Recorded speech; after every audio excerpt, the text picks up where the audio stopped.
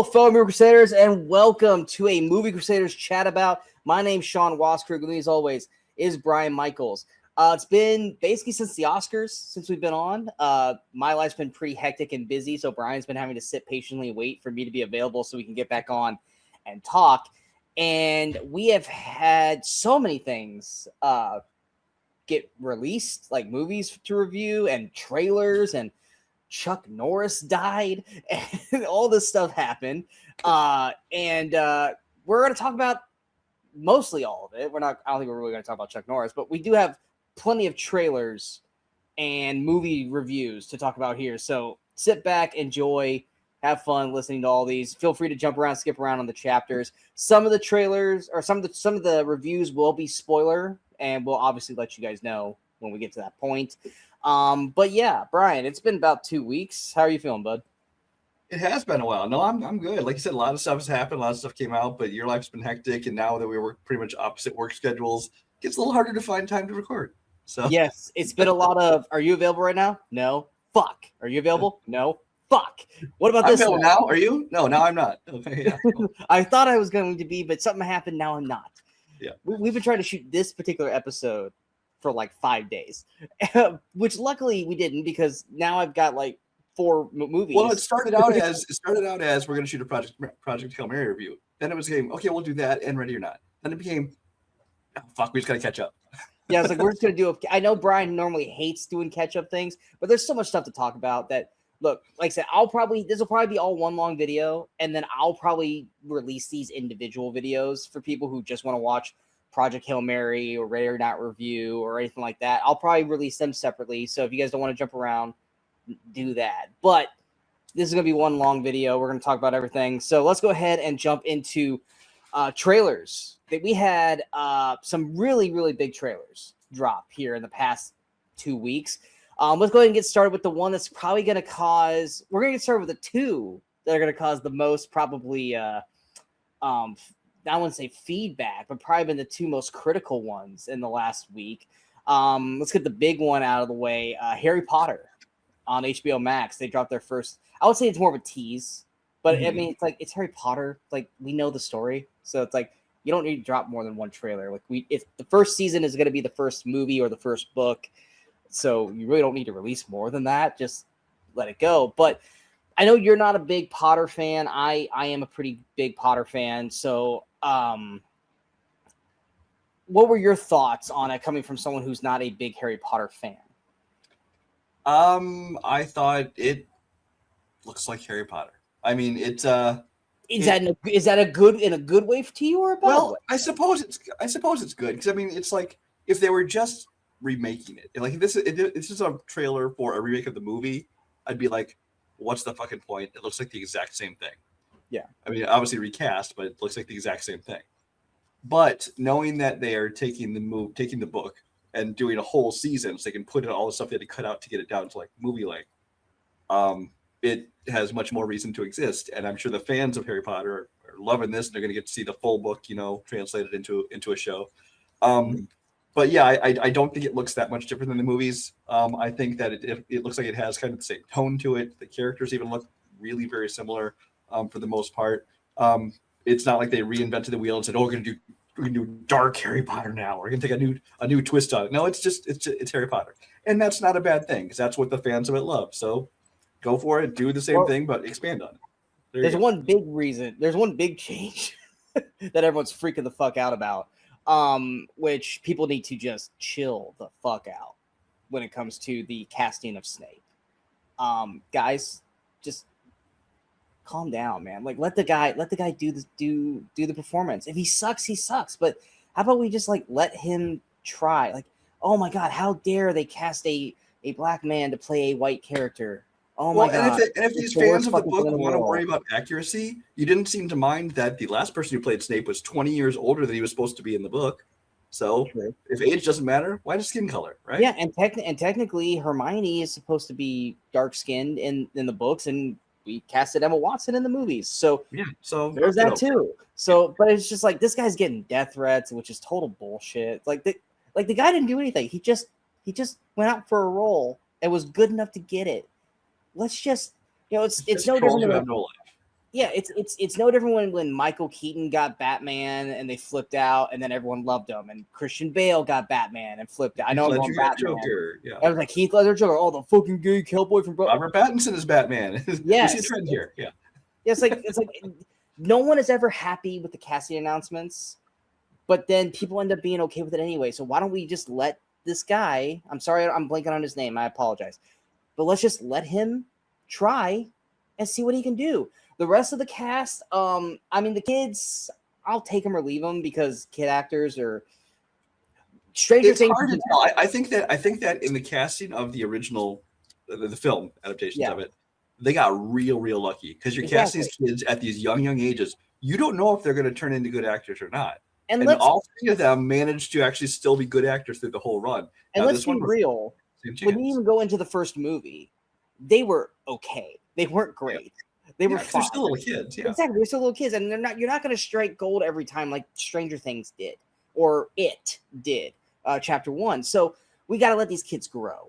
Did they wow me in the little tease that we got? No, but it was a tease. John Lithgow's Dumbledore. I'm really excited to see how he does because I love John Lithgow. I think most people like John Lithgow, so it'd be interesting to see how his Dumbledore is. Nick Frost, I would say he's a little too soft-spoken as Hagrid, but then if he's trying to do a deeper voice and he's just trying to impersonate, Hagrid from the movie, so I'm okay with him being more of a soft-spoken Hagrid. But yeah, like it definitely to me, and like I say, it was just because it was the tease. It definitely felt more like a TV budget than a movie budget. Looking at the Hogwarts Express and just Hogwarts in general, but like I said, it's a teaser, and I'm sure eventually it's going to get Game of Thrones money, because it's HBO. So I'm trying to be optimistic for this. I think I only got through the 4th Goblet of Fire book before I was like, man, there's just too much BS in this that did not make it to the movie. I just don't care. And that's what this show's for, is to talk about all that extra stuff. So I'm more okay with seeing it than having to listen to it. Because Goblet of Fire, there's 40% of that book that is not in the movie. There's a whole elf or not elf,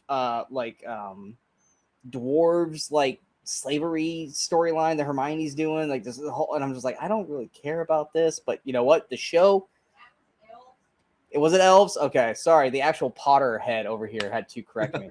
But yeah, so it's if you're gonna put that in the show, then fine, I'll watch that. But I was getting really tired of listening to it on the audiobook.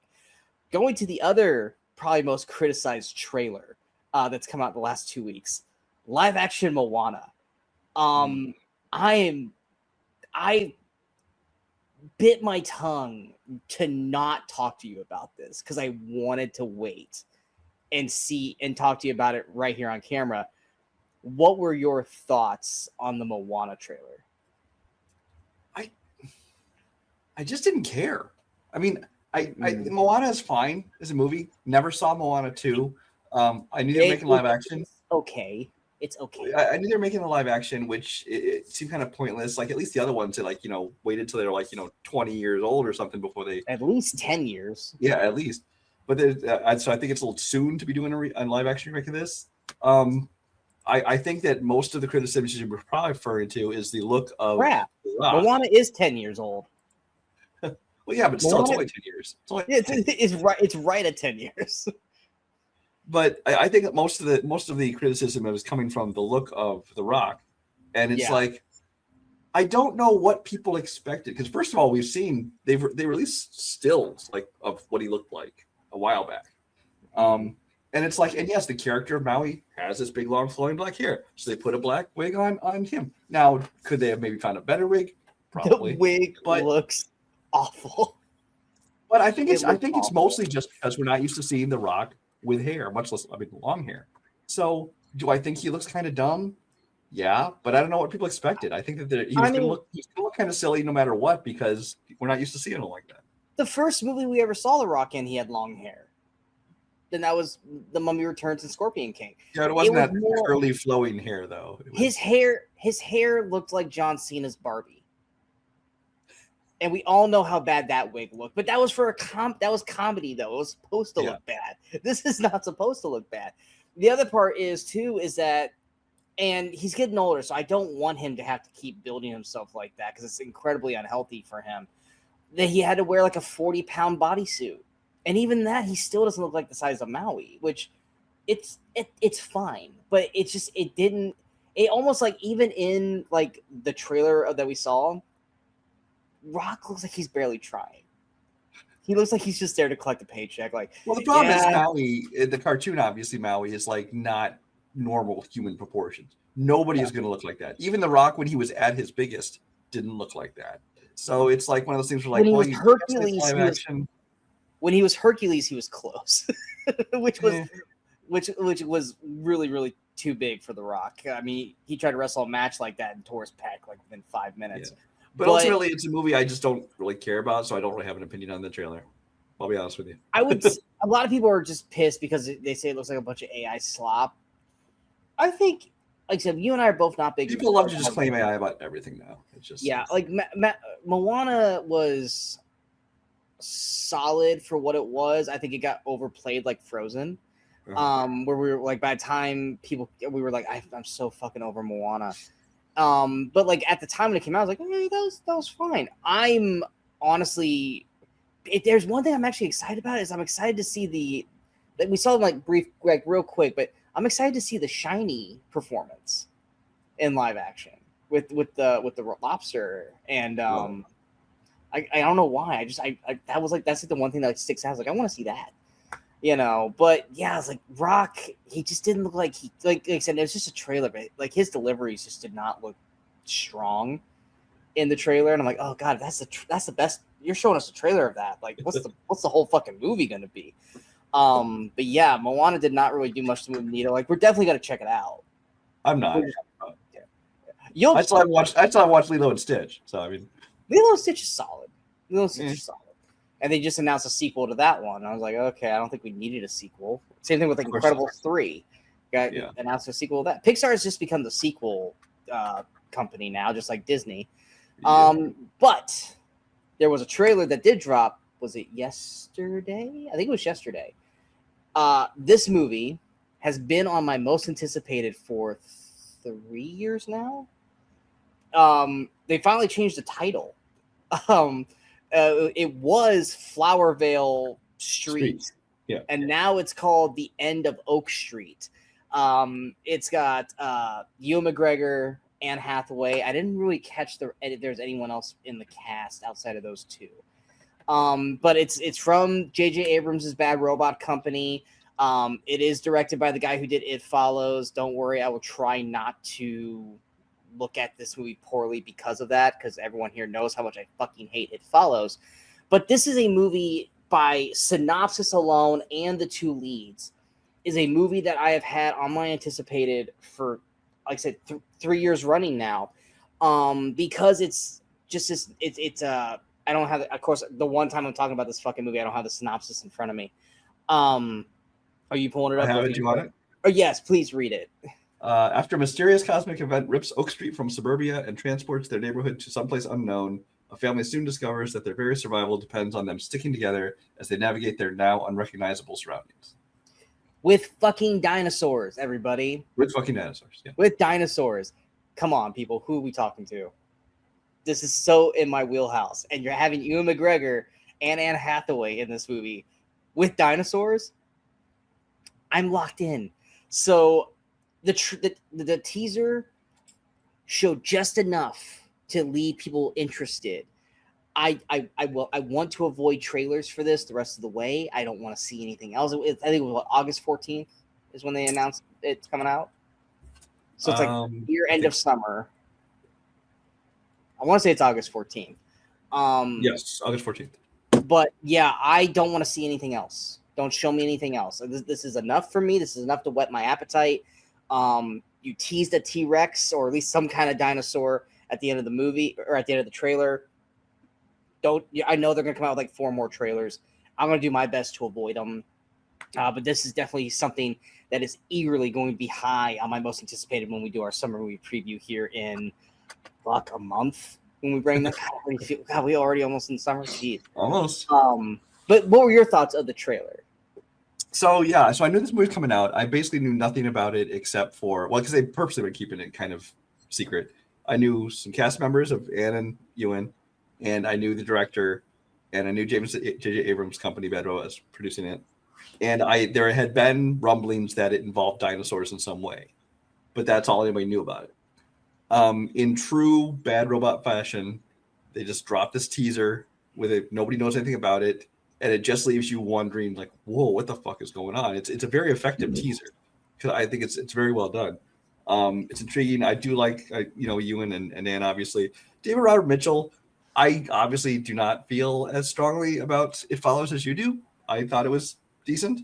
But I really liked his movie he did before that called Under the Silver Lake with Andrew Garfield. I really liked that I movie. still have not watched that. So I do. He's at least not on a negative trajectory for me. But yeah, this is definitely intriguing. I'm kind of with you in that I don't think I want to see any more trailers for it because I kind of want to go in knowing nothing. Now, it's not actually a J.J. Abrams movie. He didn't write it or anything. It's written by the director. But still, it's like as long as they've shown me enough to tell me that yes, this is definitely something I want to see, don't show me anything else. I'm sure we'll end up seeing something, but I'm going to do my best not to. I honestly forgot about the movie because I've been talking about it for 3 years and hadn't heard anything. And when this trailer just finally got released, I was like, all right, I'll click on it. I'm about halfway through it. I'm like, wait, this sounds familiar.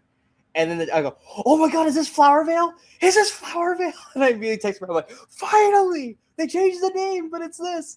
I got way too excited for this trailer once I realized what the hell it was. But yeah, this is something I'm going to be eagerly anticipating in August when it comes out. Another trailer that dropped, I think in the last 2 days, is Wild Horse 9. It's done by Martin McDonagh, which I think you and I both are. I don't think we love him, but we both go, he's pretty good. He did Beast of Ed Sheeran and I'm blanking on his other. Did you say Beast of Ed Sheeran? Oh, I always call it Beast of Ed Sheeran. Banshees of Inisherin, Seven Psychopaths, In Bruges, Three Billboards. Three Billboards, which I love. Three Billboards, and I love In Bruges. I didn't realize I said Beast. I thought you were giving me shit for saying Ed Sheeran. Well, the whole thing I was giving you shit for. Yeah, no, it's like I always call it Ed Sheeran because it sounds like Ed Sheeran. This looks like it could be the funniest movie of the year because it's John Malkovich and Sam Rockwell just talking at each other. I never knew I wanted these two on screen together until I saw this trailer, and I was like, this is going to be a movie that I'm just going to. It's not the same kind of film, but it gave me flashes of Kiss Kiss Bang Bang with Kilmer and Downey's back and forth. Mm-hmm. And I am really excited for this. But this isn't, I think I looked at the release date, it's November. So this is not something that's going to be out for a while. But it was definitely something that I am going to be anticipating near the end of the year just for these two guys to be acting, side by side the whole way through. What were your thoughts on it? Yeah, November 6th on that, which is why I'm not sure why they put out a trailer now. But yeah, this is one that I was excited about based just on the pedigree involved. Because Martin McDonagh, I've really loved because In Bruges, I think, is a spectacular film. Which I think this one, as far as his films, it feels closest to me to In Bruges. Because the two guys kind of almost on vacation on this island kind of thing, waiting for their next job or whatever they're supposed to do. One of them clearly is some kind of fuck up. So it's it kind of has the same vibe as In Bruges. Sam Rockwell is spectacular. He did Seven Psychopaths, obviously, with Martin McDonagh. And while that one wasn't as good as In Bruges, and Three Billboards, perfect like he always is. And he was in that, but a little bit more dramatic role in that. But yeah, so I'm really looking forward to this film and the trailer. The story. I think with any other people and director involved, I'd kind of be like, okay, whatever. But based on the people involved and based on the trailer that we did see, I'm actually very excited about this movie. Another trailer that came out the last couple days was one that I had heard about a couple months back and was intrigued by just the thought of it. And then we finally got a trailer for, and that was Netflix's Apex with Charlize Theron and Taron Egerton. What were your thoughts on this one? This is one I forgot was coming out. So I remember when I think it was when we were doing our whole, 2026 most anticipated thing. You know, I'm going through trying to find everything that's coming out. Mhm. I remember seeing this come up and seeing it was some Netflix movie named Apex with Charlize Theron and Taron Egerton. Thought nothing of it. I mean, I put it on my list, but I didn't know enough about it to make a judgment. I saw this trailer. I really, really like this. I mean, it's just another take on the whole most dangerous game, hard target, surviving the game. They're all kind of the same thing where, you know, somebody wants to hunt humans, basically. I do think Charlize Theron obviously looks like she's doing great as always. It still hasn't aged. No. But Taron Egerton, he's the one that actually impressed me. It's like I know he's done a villain role before, but I can't remember what it was I saw him in. He's done a couple villain roles. A couple of them. But this one I think he's really kind of digging his teeth into, where he gets to like kind of be a bad guy and kind of have some fun with it. The attitude, like when he's first hits a song, he goes, "Okay, you have to the end of the song, get as far as you can, then I'm coming for you." You know, just stuff like that. It's just, it looks like it's going to be entertaining. The action looks good. I'm happy to see that it didn't look like a Netflix film. So many Netflix films look like, especially the ones that take place outdoors and in, you know, nature and stuff, they tend to look like they were filmed 80% just in front of a green screen. Looking at you, Red Notice. But this one looks like it was completely, you know, filmed outside like it should be and stuff. The action looked decent, and so I'm looking forward to it. Yeah. I would be more excited for this if I had not just binged Smoke on Apple, which is with Taron Egerton, who's for anyone who knows what I'm talking about, he's basically an arson investigator, but then he's also under suspicion of being the arsonist, and it's like he's very much almost like a manic guy in that. So then seeing him in that, and then immediately seeing him act this way in this trailer, I was going, man, Taron is really going loosey-goosey with his performances, and I don't know if I necessarily like it or want him to be doing that, because I don't want him to like start going down this path. But had I not seen Smoke like literally 48 hours before, or finished binging Smoke 48 hours before this trailer, I probably wouldn't have been thinking that. Or I'd probably been like how Brian was, like, oh wow, he's really fucking going for it in this. But Smoke was a really solid miniseries that might get a second season that I felt like really fucked up the ending, and so I had a bad taste in my mouth. So, and then I saw him in this, and I was like, so I'm going to kind of temper my expectations. Now, before I had seen Smoke and I had heard of this movie, I was like, hell yeah, this looks awesome, or this sounds awesome. Trailer didn't do a whole lot for me. I would love to be wrong, though. I would love for this to be as awesome as Brian is hoping it's going to be, because I love Taron Egerton and I love Charlize. I want this to be good. I really, really do. And I would love for it to be a lot of fun as well. It's just, like I said, I'm hoping that Taron is not going to overdo it to the point where it comes off cartoonish, and it just comes off more badass. Next one, Brian has not seen this trailer, so I'll just blitz through this one real quick. DreamWorks' Forgotten Island dropped a trailer. And this one, I was telling Brian about it before we got on. I was watching the trailer. I did not know it was DreamWorks, but I got a very much of a Mitchells versus the Machine vibe, which was a Netflix Sony animation film that came out 2021, 2020, something around there. And that's a film that Brian and I both really enjoyed. In fact, everyone that I've talked to or talked into watching that has really enjoyed that film. That was the first one I think we saw from like that new Sony animation. It was, well, outside of Spider-Verse, yeah. It was the first one after Spider-Verse. I'm like, oh, so Spider-Verse was before that. You're right. Spider-Verse. Yeah, I was like, this is what they're gonna do now. Is they're just gonna do this? We're like, okay, I'm fucking here for it. But it's about two best friends who basically are about to go their separate ways, colleges and stuff like that, and they get sucked into kind of like this wormhole to this like Land of the Lost-esque kind of thing, and they're trying to basically, you know, one's trying to treat this as like their last adventure and let's go out with a bang, and the other one's like, we got to get home kind of thing. So you have that kind of divide between them.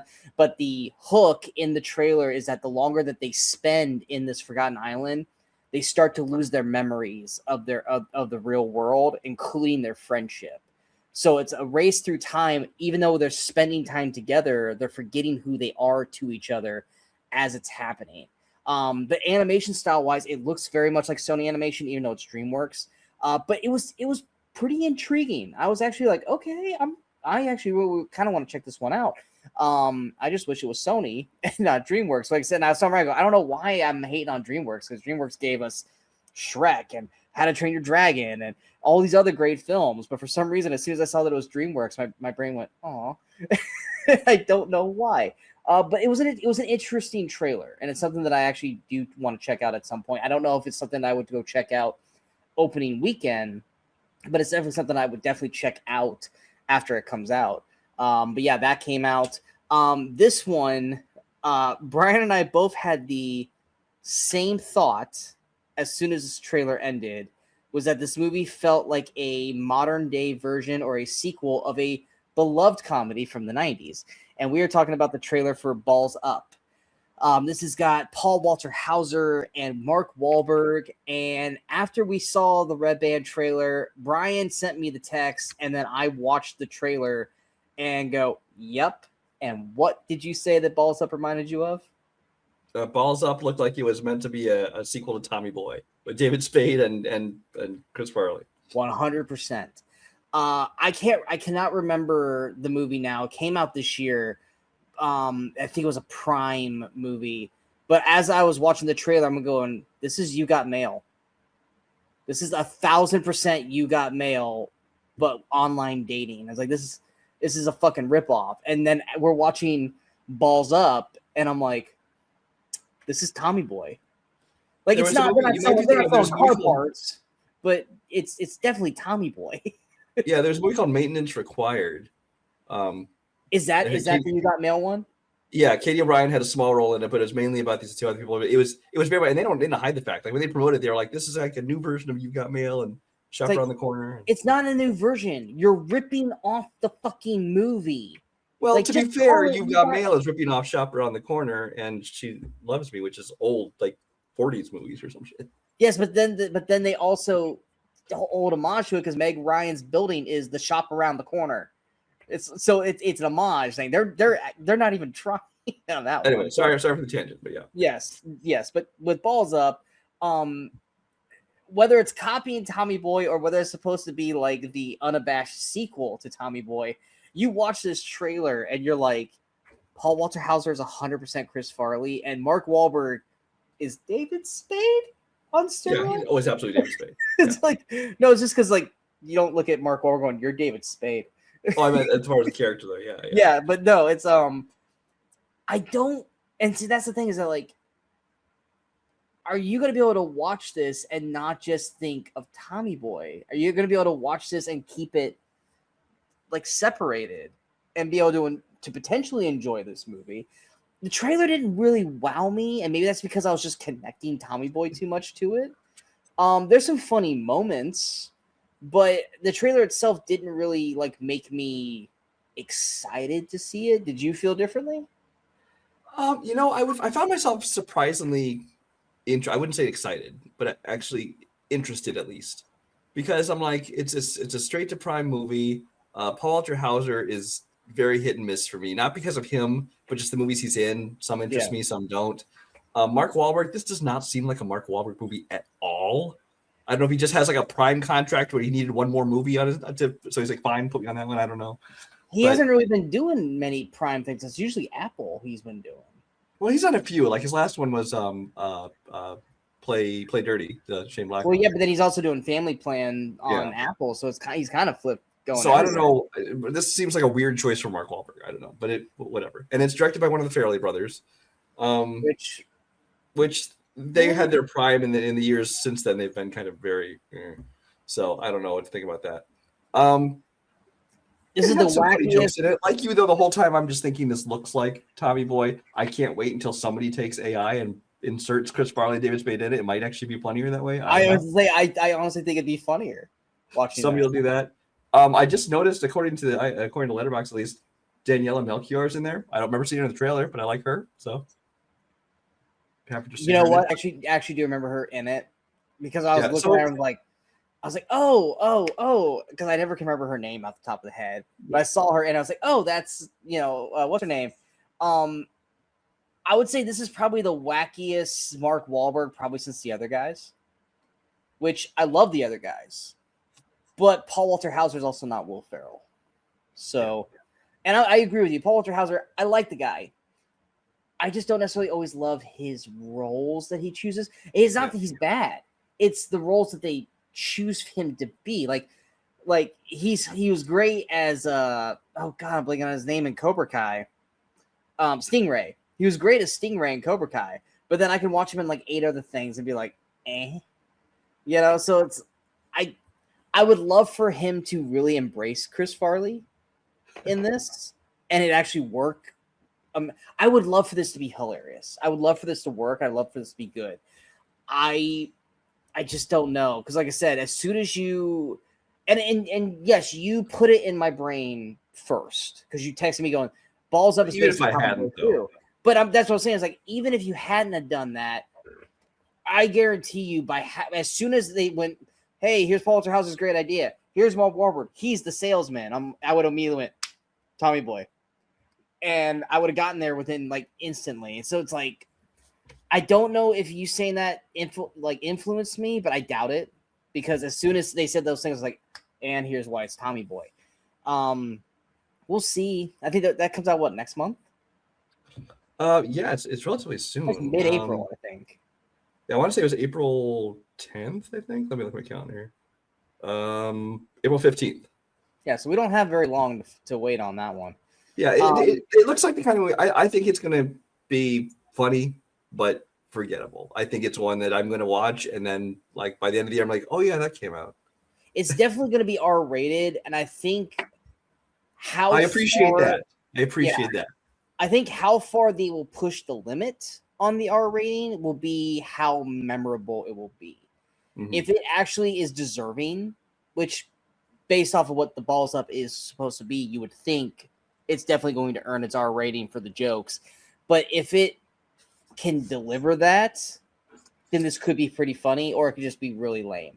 What I mostly want to learn from the movie is what is the point of including the balls? I don't know why it doesn't affect anything. If you guys have no idea what he's talking about, go watch the trailer. But yeah, next trailer, we only have 3 more, and then we'll get to the reviews. This was definitely on my most anticipated. I can't remember if this was on your anticipated. But it was a movie that just by synopsis alone, much like Flowervale Station, it intrigued me enough, and that is Outcome. It's directed by Jonah Hill, which I don't know if I've seen any of Jonah Hill's actual directed films. The only other feature film he directed was mid-90s. Otherwise, he did stuff. Yeah, and I did not see mid-90s. But this has got Keanu Reeves. I don't have the cast in front of me. It's got Jonah Hill, Keanu Reeves, Cameron Diaz, Matt Bomer, Susan Lucci, Laverne Cox, David Spade, Martin Scorsese, Drew Barrymore. Although a lot of these look like they're going to be like one scene cameos. Yeah. Very much almost like, I will say this, it gave me a very much of almost like the studio kind of vibe to it. I mean that in a good way, because it's very Hollywood in terms of it. But basically, Keanu Reeves is playing an actor. I know, big stretch there. Reef Hawk. That's a name. Yes, I love the name.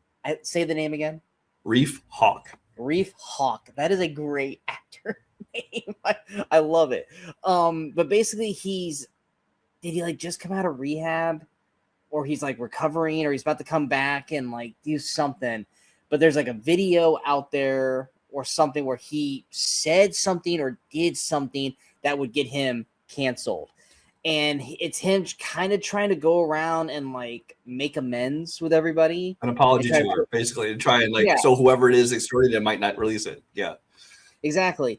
And that's kind of what the plot is where you have a very lovable guy like Keanu Reeves, who everyone, I can't really think of a single person outside of them just being a hater who just outright hates Keanu Reeves as a person.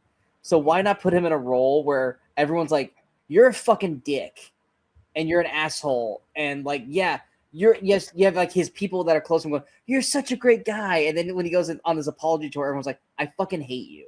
Like, you're an asshole. And it's like, I kind of really want to see where this is going.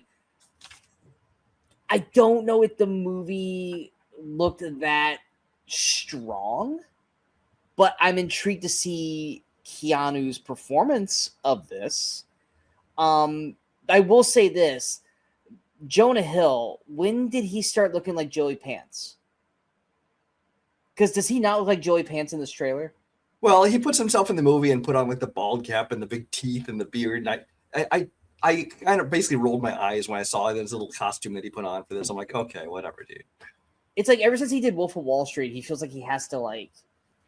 It could be just because he's lost all this weight, so it doesn't feel comfortable as himself anymore. So he feels like, which if that is, I mean, that sucks. Like, dude, be you, be happy.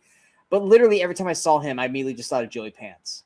I felt like he was trying to make himself into I forgot the name from fucking Tropic Thunder. It looked like he was trying to be that. He's trying to be Tom Cruise. Yeah. Oh God damn it! Now you're not going to see that. No, I'm not getting his name. Like Lou something, wasn't it? Lou. I'm gonna look it up. Keep talking. I'm gonna pull it up. So for me, hell out of me. I was quite disappointed by this trailer, honestly. I was looking forward to it. It didn't make my top list, but I was looking forward to it based on like the cast and everything. Les Grossman. Sorry, I know I saw Lou. I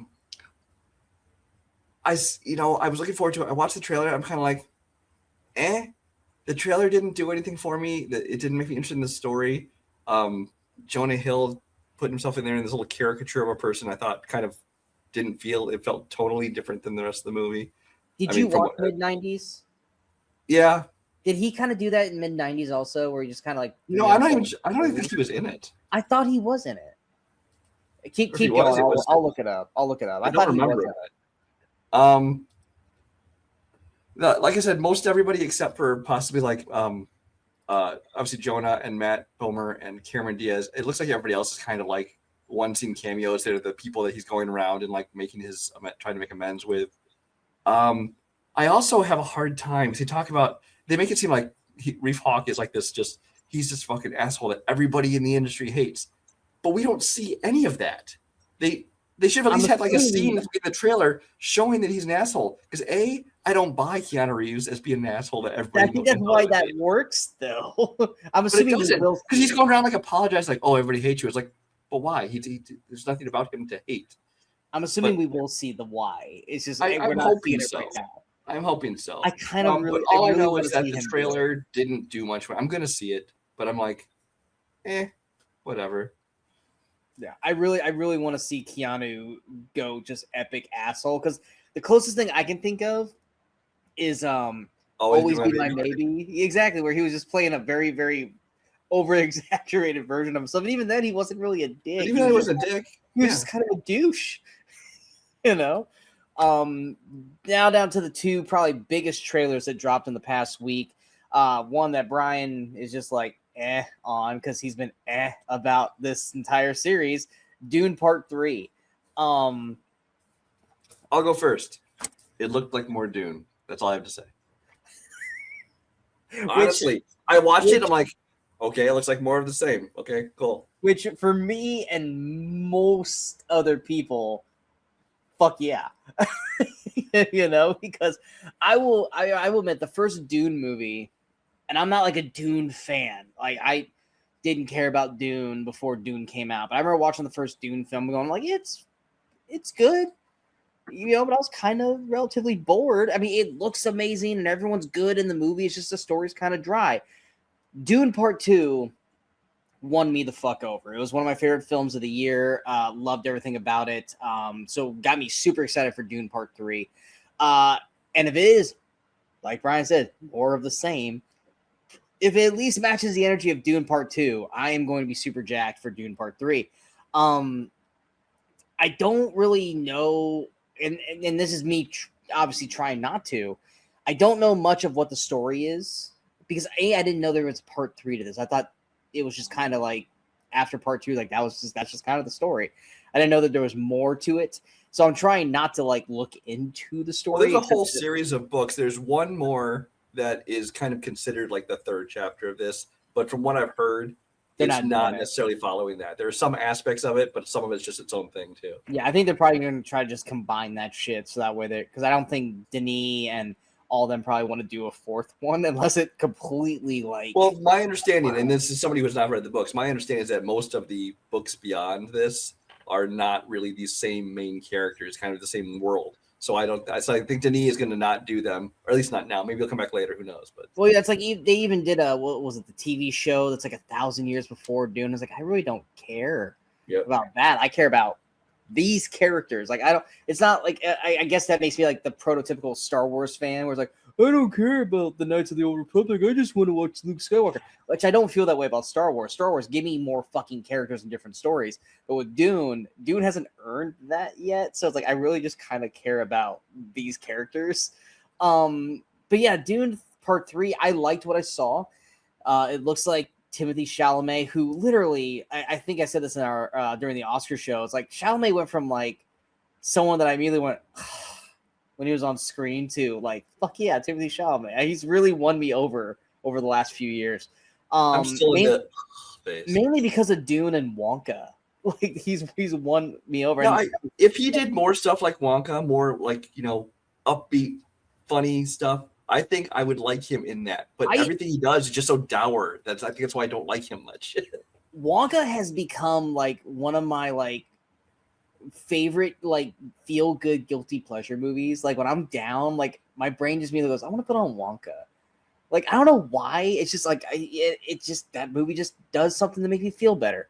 But yeah, Chalamet's really kind of won me over, and I really was impressed with him in Dune Part 2. So seeing him as more kind of like going dark side in this one, which he was kind of going towards that path at the end of Part 2. I'm really interested in seeing that because it looks like a lot of the people are like, man, maybe we gave him too much power in this. Like maybe we not that necessarily backed the wrong horse because the other option was really not that great. But it was just like maybe we shouldn't have given him that much. Biggest shocker was Robert Pattinson looked almost unrecognizable in this. Like at least Austin Butler, it's like, oh yeah, he's bald everywhere, but it's like I can still see that's Austin Butler. Pattinson, like they kept showing him on the trailer. I'm like, who the fuck is this actor? And I was like, holy crap, that's Pattinson. He looks like an anorexic, like Sinead O'Connor kind of character. And I'm just like, I didn't not even, and now he's got to go fucking. Well, he doesn't really bulk up for Batman. I feel like he's gonna have to bulk up for Batman now. But yeah, I mean, like I said, they've got such a strong cast. Anya Taylor-Joy is sure to have a way bigger role in this. I'm sure Javier, and the other big question is how Jason Momoa is in this, because I'm pretty sure he died and somehow he's back. He did. They say it's explained, but I don't know. Yeah, they'll have to explain that. But I'm here for it. I'm excited to see Dune Part 3. Brian will reluctantly see it and then go, you guys are blowing it out of proportion at the end of the year. So be ready for that, guys, because I guarantee you this movie's not going to win Brian over or change Brian's mind. Well, it doesn't help if it come out the same day as Avengers Doomsday, so I'll be like, fuck that movie. That is we talked about that at the beginning of the year, is that I feel like one of them is going to budge. I feel like they're not at this point. At this point, I feel like it's got to be Dune. Marvel's not going to budge. Marvel's going to go, here's my dick on the table. Fucking come on, Dune, bring it. And Dune, you're not going to get the money that you think you're going to get against Doomsday and Robert Downey Jr. It's just not going to happen. Which leads us into our final trailer, Spider-Man brand new Star Wars trailer? Yeah. Wow. Well, I mean, yeah, Mandalorian Grogu. But Spider-Man Brand New Day, we finally got a trailer for, even though I could have done without a trailer for this. Let's go with you first, because I talked a lot on Dune. What were your thoughts of Brand New Day? I feel like, again, it's kind of a teaser. I mean, it's more than just a tease. It has a little more content to it. But we still don't really know what the main conflict of the movie is. We kind of have the tone of it. It's kind of continuing on, picking up where the other one left off, where, like, obviously his friends don't remember him and all this, and he's going, and we see that he goes to see Banner. Who's no longer Hulk anymore. Who's no longer Hulk. So hopefully that means they're separated, which hopefully means that we can get, like, when he is Hulk, maybe he can actually be Angry Hulk again. That'd be awesome. We do get to see Punisher in this, which I'm actually wondering because like Daredevil is leading right into Punisher. Like the week after Daredevil ends, that Punisher one shot basically airs, and then like I think it's a month and a half later, you get Spider-Man. So I'm actually wondering if there'll be some kind of overlap. You know, I would think so because we know because the it seems like Hand. he already knows him. He's calling him Frank. He's calling him by his first name. It's like I'm Yeah. wondering if maybe he can cameos in the Punisher show. I don't know. Well, Daredevil was in No Way Home, so we know that Daredevil knows Spider-Man. Well, they don't know him anymore. They don't. Yeah, they did. Yeah.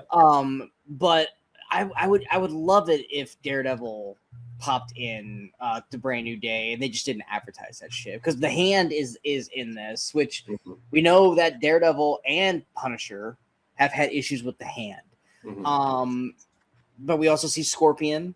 So way to touch back all the way to the first film. Scorpion's got his Scorpion suit.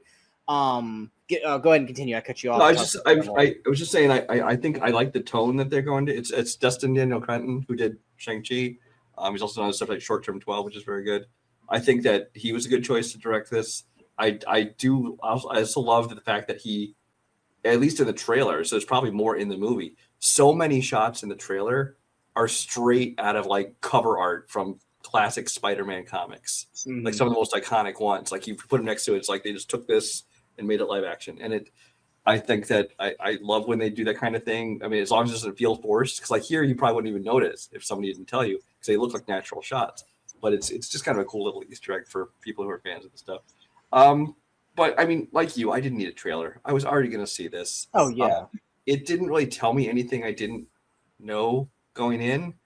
Because we already knew, he's back to kind of just being like the friendly neighborhood Spider-Man, street level, conflict. It's not going to be like, the Skybeam and world ending stuff. We know that his friends don't remember him. So it's kind of just, this seems like it was more like an announcement teaser, and we'll probably get a trailer closer to the release that kind of tells a little bit more about what the actual plot of this is. There's been talk that like maybe he's actually mutating, which is why he's going to see. Like I said, that was big. That was the big thing I saw with this. We still don't know for sure who Sadie Sink is in this movie. There's a lot of people saying she's going to be Jean Grey. There's a lot of people saying she's going to be Gwen Stacy, and she could be another character completely. We don't know. So yeah, like you, it's a trailer I didn't need, but it looks good. The one thing that bugged me was Ned's style in this. Like Ned never had glasses before, and now he's got these big ass fucking glasses, and he's got this like shaggy ass hair. Which I mean, he's going to college. He's trying to look good for Ned. I don't like the look at all, but I love the shot, the opening shot of the trailer where he's watching them on like Instagram or whatever it is, and he just jumps like he's just done. And you have that shot like in the camera of inside the mask where he just like looks like he's just looking into the void. I love that shot. That is such a great shot. Like I want more of that. But yeah, I never thought that we would get a Man Spider storyline. Now, if this is going into a new trilogy, which I'm there for because I love Tom Holland's Spider-Man, I don't know if Tom Holland wants to do a new trilogy because I thought they were going to start kind of getting Miles brought in so they can kind of pass the torch. But I also don't want to feel like they're throwing too much into this because you got the Hand, you got Scorpion, you got Punisher, you've got the Man Spider storyline. Like if they were going to do a new trilogy, I would like the Man Spider storyline to kind of be the over arc of the 3 films, where it's like it's starting to build and then he becomes Man Spider near the end of the second movie or into the third. And if you want to lead that into a new symbiote Venom thingy, you can. I would prefer not to. But I never thought we would get Man Spider in these movies. And knowing that at least we're getting the tease of it has me really, really excited because I never really much read the comic books because my parents were like, I'm not buying you comic books, they're too expensive. But I watched the Spider-Man animated series, and when he fucking turned into a spider, I'm like, what the fuck? So to see that happening live action potentially has me like, hell yeah, I am so here for this. So I loved what we got. And I also loved his interactions with Frank. I hope that, I mean, I know there's going to be more because we saw him briefly again where it looks like they do have a relationship with each other. The only other storyline I would love, and that's just because it's our boy, is I would love if Kraven showed up when he became Man Spider, and we got Aaron Taylor Johnson back. I know it's not going to happen. They're not I mixing know. any of that Sonyverse stuff. Is not mixing into this. I know, but I just want Aaron Taylor Johnson in a good Kraven movie, and have him going after Tom Holland's Man Spider. I would love for that to be a thing. I don't think it will be. I wish they'd done that for this movie and just not had the Kraven movie. That would have been awesome. That would be great. That would have been fantastic. And then a second. Can we have Doctor Strange make us all forget about the Kraven movie and then just put him in this movie? And a second failed attempt at Rhino, because that was also bad. But yeah, Brand New Day. It was, I think, my second or third most anticipated film of the year. So like literally, there was no way this trailer was going to disappoint me. If anything, I'm more excited than I already was. And to the point where I forgot about Sadie Sink. You brought her up. I was like, oh yeah, she's going to be in this. I don't know what she's going to be. I'm excited. Was she even in the trailer? I don't think she was. No, she was not in the trailer. There were certain people who thought that the guy pulling Zendaya's hair back was Flash. I was like, that is not Tony Ravolori. Like that is some other random dude. But I hope Flash is in this. I like Tony. I want Tony to be like around somewhere for this. So I hope that like just because they're in college that Tony Ravolori has still got a role in this movie. Don't look up the credits. Don't spoil yourself. If he's in it, he's in it. Don't look it up. Don't look it up. Let's just be surprised with it. But those are all the trailers. Let's go ahead and jump into the reviews. Like I said, if we do want to, we didn't decide beforehand if we were going to do spoilers on any of these. So if there's something that you do want to discuss spoiler-wise, just let me know, Brian, and we'll go into a spoiler talk. If anything, we'll definitely probably do it for Project Hail Mary. I don't know if we will do them for the other ones, but if we do, I don't think the rest of them really need spoiler stuff. No. There is one. The problem is there's one thing I really, really want to talk about in one movie, but I can't because it's a spoiler and it's gnawing at me. So I might do like a little small, like 5-minute spoiler for one part of a movie because it literally drove me fucking insane when it happened. But let's go ahead and jump right in. The first review is a movie that came out today. Now, granted, you guys are going to probably be seeing this weekend. We're shooting this on Friday.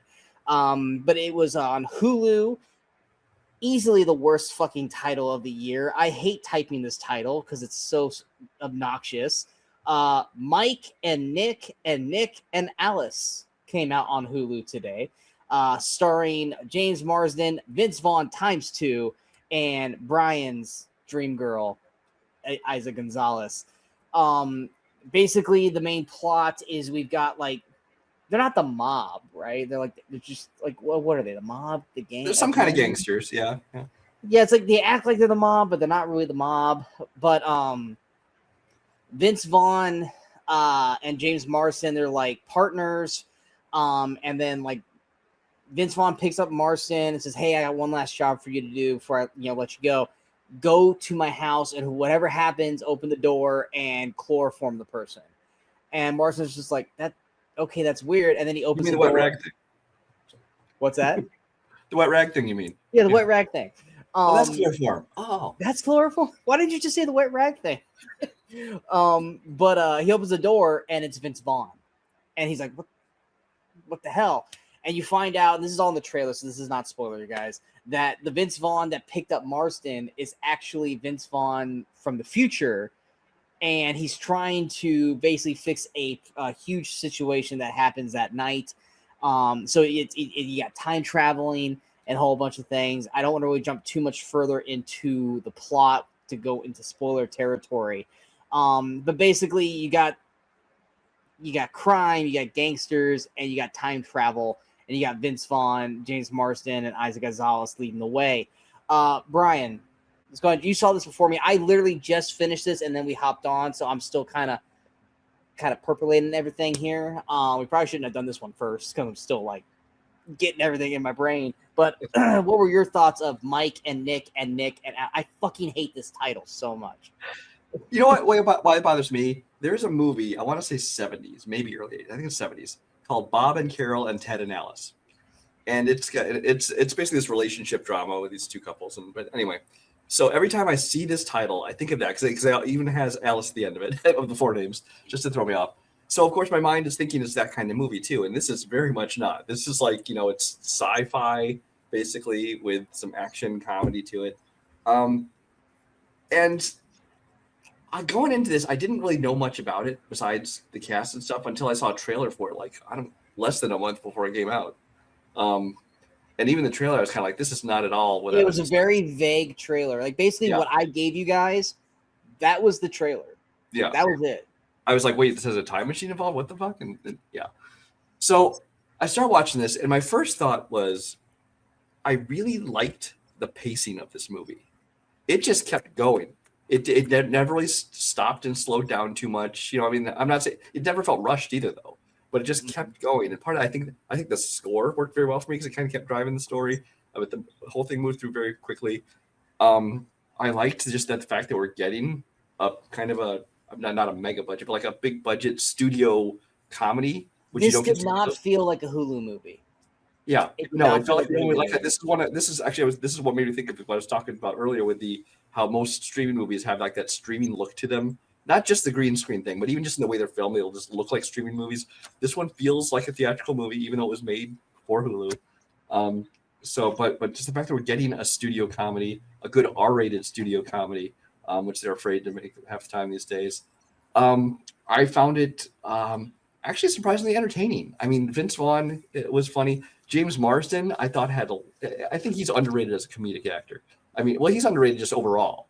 But especially when he does comedies, whether it be this or just a small part in something like Sex Drive. Hell, I loved him in Hop, the movie with the Easter Bunny thing. I think he's got some good comedy chops to him. He was lots of fun. Isa Gonzalez, gorgeous, of course. She was fine. She was in a lot less this movie than I expected. I thought she was in a lot of it. She was a good chunk of it, but there was like she was in more of the second half of the movie. I realized we haven't seen her for like half an hour. I'm like, what's going on? She's hanging out in the hotel room. Yeah. But I mean, it's not gonna be my best of the year list or anything. But I enjoyed it. There was definitely laughs to be found. I did feel like both in some of the snappy dialogue they kind of had and in the super over convoluted plot, which I still don't really quite understand everything that happened in this movie. In that respect, it felt very much like a Shane Black movie, which of course everyone knows is kind of like right in my wheelhouse. So I enjoyed that about it. But the VIP of this movie, the very first scene, Ben Schwartz was fucking awesome. And all he was doing was singing a song. And I was wanting to put this in our nominee for best moments of the year. Oh, I'm okay with it. Let's do it. Because I was like, I'm watching. I'm like, this is why I created the best moments category because it has almost nothing to do. It has something to do with the rest of the movie. But the whole him singing and stuff that was totally unnecessary. It had nothing to do with the movie, but it was fucking fun. They let him go for like 2 solid the whole minutes. Song. Yeah. He sings this whole song, and you're just like, well, he's eventually gonna get cut off, or he's eventually gonna get undercut, which he eventually does. But he gets through 2 out of 3, two-thirds of the song, and it's just him just having fun in the lab. Jansen staring straight at the camera, breaking the fourth wall. Even I was literally I had put this on. I was making dinner, and I was putting this on, and I like turned. I'm like, is that Ben Schwartz? I'm like, is Ben Schwartz singing? And then I just kind of like stopped paying attention to my dinner, and I was just like, just watching it like he's having fun. So before I jump into my part of it, what did you end up giving Mike and Nick and Alice? I ended up with a 3.5, and I said in my review, it might be a little generous because I mean it's not anything groundbreaking. It was fun, but the things I liked about it were enough to push it up there for me. So 3.5. I went into this with relative low expectations because we didn't really know much about it. We both enjoy Vince Vaughn, but he doesn't do a lot anymore. So it's like when you get him, you're like, okay, I hope this is worth his time. We both love Isa Gonzalez, but she's kind of wish-washy on what she picks. And Marsden is, like you said, criminally underrated, but that doesn't necessarily mean he always picks the best things. But yeah, the movie opens up with Ben Schwartz singing, and I'm like, all right. And then as soon as what happens, I'm like, no. I'm like, damn it. but I agree with you that this movie, the pace is great. It's an hour 40, but the movie felt, I don't want to say it felt long. It felt full. Like, I feel like I had a full picture of this film. Like, I didn't feel like we were shortchanged on anything. I didn't feel like we were like, oh man, we probably should have gotten a little more of this. Or I felt like everything got well thought out. I think there's a beginning, definitely a beginning, middle, and end. I feel like we got journeys with the main characters. I feel like it wasn't just like, oh, they're spending the first half of the movie in this one location. I feel like we were constantly moving, and and just like changing, locations and stuff like that. The characters, like, nothing that felt like it slowed the movie down, or scenes that could have. Well, there's one, but I won't get into that in detail. But for the most part, it didn't feel like anything like needed to be cut either. So yeah, it was a perfect. But yeah, I fucking loved this movie. I thought it was great. Like, witty dialogue back and forth. I love that Vince Vaughn, even though I think they said the two versions of him are 6 months apart. Mm-hmm. Apparently, that 6 months future, he went through some shit because there's one major event which he says changed. Yes, I know. I'm trying to be vague for spoilers. Yeah. But like, he's a totally different character than present day Vince Vaughn. But I love the dynamic of how different they were, because they do feel like two different characters. Marsden is great in this. Like I said, you and I are always like talking about how James Marsden really should be utilized more. And I feel like this movie kind of, I don't want to say figured out the formula, but like, he's great in Sonic. But after a while, it's like, it's a Sonic movie. We don't want James Marsden on screen. And it's like, I do. But he's not on it. This movie actually knows how to utilize James Marsden.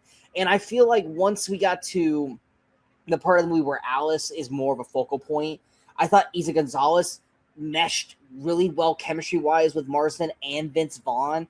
I think all of them, dialogue and chemistry in terms of scenes together, all worked really well. And I also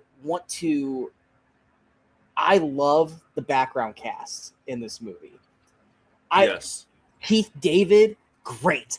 Freaking Jimmy Tatro, baby. Jimmy Tatro.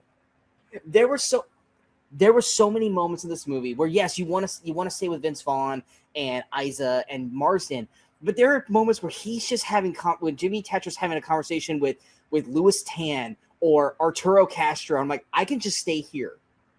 I can stay here for 15 minutes and just listen to these two talk, because I am enjoying what felt like improv, but it worked. These guys are having just conversations about, 22 to 29 is when your dick works best. and then it fucks with his head the rest of the night. Jimmy Tatro is such an underutilized comedic actor. He hits in every aspect of this movie. Every time he spoke in this film, I'm like, yes, he's hitting every fucking line in this film. He was my favorite character in the movie outside of the lead cast, because every time Jimmy was on screen, I'm just gonna say the dumpster baby scene, I was like literally laughing out loud just because of his reaction to it. And I was like, hey, I know where he's gonna go with this, and I'm hoping he does. And then he did, and I like fist pumped it. I was like, yes, I'm glad you're going this route. And no, they don't find a dumpster baby. It's a conversation. They don't. Yeah. It's a story, and it's like, you know where the story's going, and you're like, I'm hoping we're going down this path, and we are going. And it hits so well. Arturo Castro is such a criminally he's the new Michael Pena, where every time he's on something, yeah. I'm like, yes, and he's got some great lines. Emily Hampshire from Schitt's Creek, she's got some fun little moments here and there. I loved this. Stephen Root, he's got, even Louis Tan, the part with Louis Tan, which I shit on him in Mortal Kombat, but I actually do like this guy as an actor. I will say this, when Jimmy shows up to the party and Louis Tan's playing the bouncer and they have that exchange about the wedding, died laughing. Do you know the conversation I'm talking about? Like why he wasn't at the wedding? Vaguely, yes. That whole back and forth was perfect for me. Was loving it. And yes, it's very Shane Black. And I had a blast. But then it also was able to have like emotional beats and emotional moments. There was like to the point where I felt like sad at certain points when I was like, shoot, like this is not a movie that I expected to actually have like emotional weight to it. And then all of a sudden it's an action movie, like fucking like Pineapple Express and Hot Fuzz, where it's like, are we actually? Oh shit, we're actually having a full-on fledged action scene in this movie. This movie had like almost everything. I was incredibly surprised by this. I had a ball watching this movie. I could not have been more surprised at how I felt going through this. I gave it 4 stars. I loved every aspect of it. I'm surprised you were like, I'm being generous by 3.5. I don't know what you didn't like about it. Well, it's also a matter of I watched this late last night, like after I got home from work, early hours in the morning. I do want to watch this again because the more I think about it and the more I'm thinking back on it, I really did enjoy it. I don't know if it'll quite push it all the way to a 4 for me, but it's definitely a solid 3.5. Yeah. I will say this: I never thought I would laugh so fucking hard at the concept of a conversation about fucking Gilmore Girls. But that whole scene, I've never watched a single fucking. That's the scene. We obviously won't spoil, go into details. That's the scene that I thought was funny, but I also feel it went on about 2 or 3 times longer than it needed to. I thought it was perfect. I was enjoying the hell out of that. And I wrote that down for funniest moment. I actually have nomination for funniest moment. Finally, we didn't have one this past year because like there was no moment that really made me laugh out loud. This movie made me laugh out loud a lot. I had so much fun with this movie. I could not recommend this movie more. My first super huge big surprise of the year. Mike and Nick, and I still hate the fucking title, but I love the fucking movie. But yeah, 4 stars for me, 3.5 for Brian. Small little side review for me because I know you hadn't seen it, but I didn't really write a review for it on Letterboxd because if we don't talk about it on here, we usually write our own reviews on Letterboxd. I didn't write one for this. I did finally go and see Hoppers, Pixar's Hoppers. It didn't really do much for me. It's fine. Cast is forgettable. Story was just kind of there. Animation didn't really do much for me. It's kind of in that lower to middle rankings for Pixar, where it's like, it was fine. Is it something I'm gonna? It's kind of like Turning Red. Am I gonna remember? Hoppers 6 months from now? No. Which for a Pixar film, that's bad. But for a non-Pixar film, it's fine. I gave it 3.5. It's a low 3.5. Because there's nothing outright bad about it. It's just kind of there. It's just kind of what it was. Like it had little moments here or there that were interesting, but like when it got to the actual third act, I was just kind of like, yeah, this is not hitting at all. Like Pixar's supposed to hit you at some point, and there was never a point where I was like, Pixar's hitting me here. So Hoppers didn't really do much for me. I know a lot of people are liking it, and I was like, did I not watch the same movie? But yeah, Hoppers 3.5 still pretty good, but for Pixar, that's low for me. But yeah, going to our next review. This is a film. We're now hitting the next 3 movies is a particular type of film that apparently is the quota for 2026 so far, which is tough women fucking up bad guys, and as a group or as a tag team. And the first one we are going to Ready or Not, Here I Come, or sorry, Ready or Not 2, Here I Come. Well, technically on screen it was just Ready or Not, Here I Come. Oh, was it? Okay. I know everywhere else it says Ready or Not 2. Yeah, the posters and all the marketing is. Yeah, take the 2 out of there if it doesn't flow right. Yeah. Brian, I know you enjoyed the first one way more than me. I thought the first one was fine. I didn't really love it. I thought it was good, but not great. I know you liked it a lot more than me. So I know your anticipations for this was higher than me. But when I did see the cast going for this, I definitely got more excited because I love Elijah Wood, I love Sarah Michelle Gellar, and I love Sean Hattasey. Is it Hattasey? Okay. I always want to say Hatosey, and I was like, that's not right. But I love those guys, and of course I love Catherine Newton. So adding them to this new one definitely got me more excited for this. But why don't you go ahead, Brian? What were your thoughts on Ready or Not 2?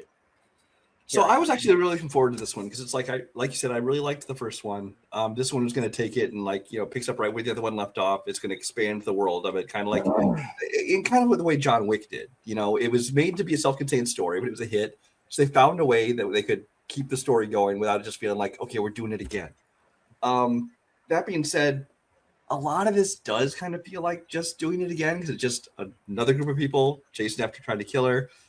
This one, of course, the way they differentiate is they add in like, oh, well, now her younger sister there, who she has not seen in years because she's estranged because when she left her bad home situation, she had to leave her sister behind. And now her sister has these abandonment issues, which she brings up 50 fucking times in the movie. And so she harbors all this ill will about it. And there's all interpersonal drama between the two of them. That is the only aspect of this movie that really bugged me. And I don't mean the setup of it's fine, but again, it was like they brought it up like every third scene, or actually pretty much every scene the two of them were in. Yeah, it's pretty much every time they're in it together. Some kind of comment about, oh, but you left me behind. And it's like, we're in the middle of something. Can this wait? I'm saying, whatever. But I did like the whole supporting cast: Elijah Wood, Sarah Michelle Gellar, Sean Hannity, who I do like. I have said I think it's a missed opportunity, especially because not only just the fact that it was Sarah Michelle Gellar, but the kind of character she was playing felt very Cruel Intentions. They totally should have had Ryan Phillippe be the brother again. That would have been hilarious. Nice casting, but they didn't. But Sean Hannity did fine. Overall, I think the movie was fine. It was entertaining. I just didn't.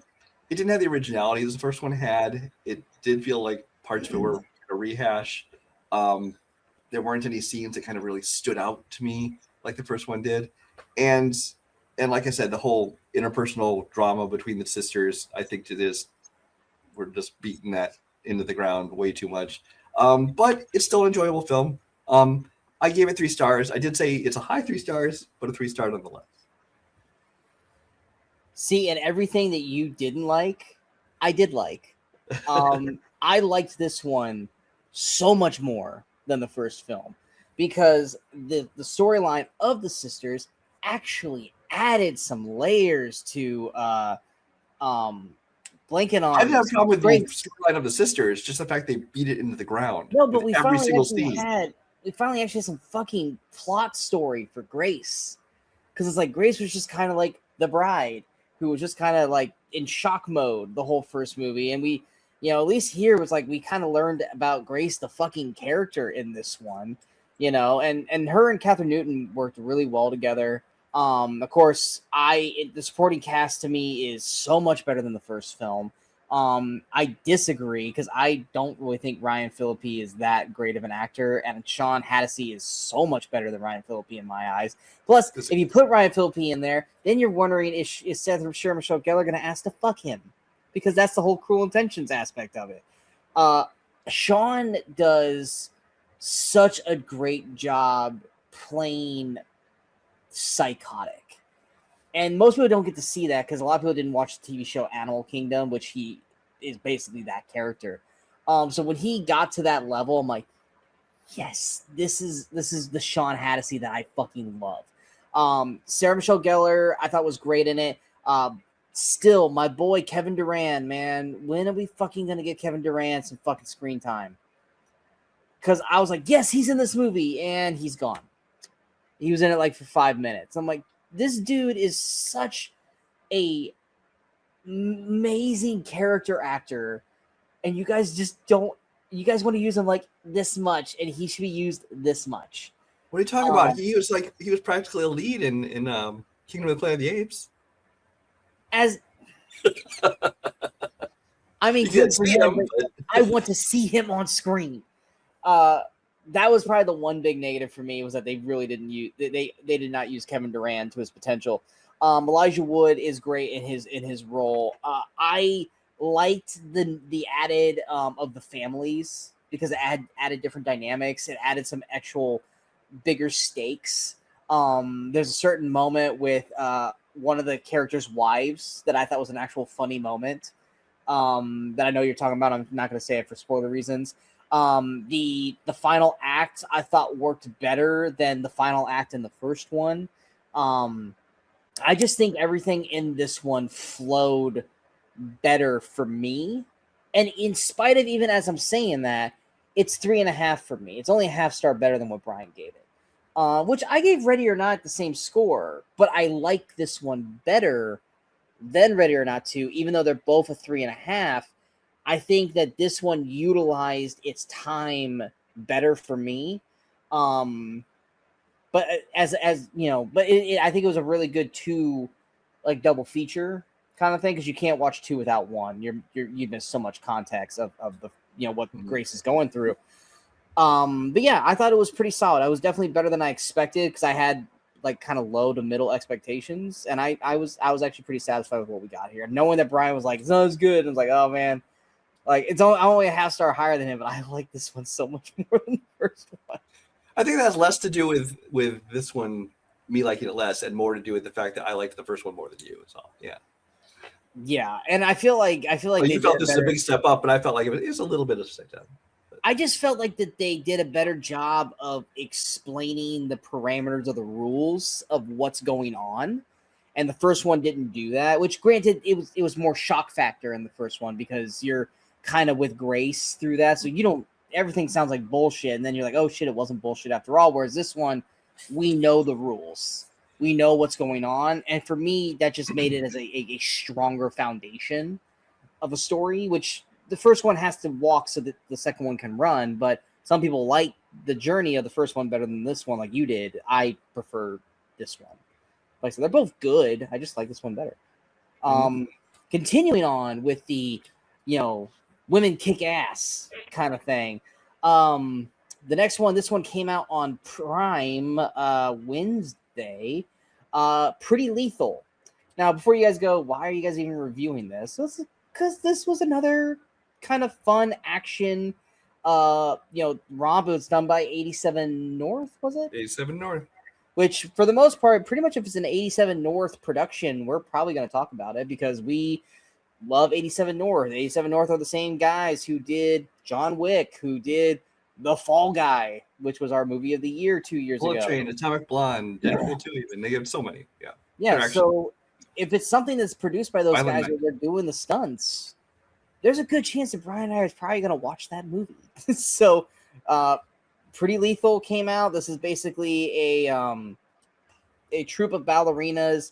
They travel to Hungary for this performance, and they get a flat tire, and they basically walk to the nearest house or town or whatever, and basically they walked into the wrong building, and shit gets crazy, and the ballerinas basically have to fight and defend themselves or die. That's pretty much the main plot of this film.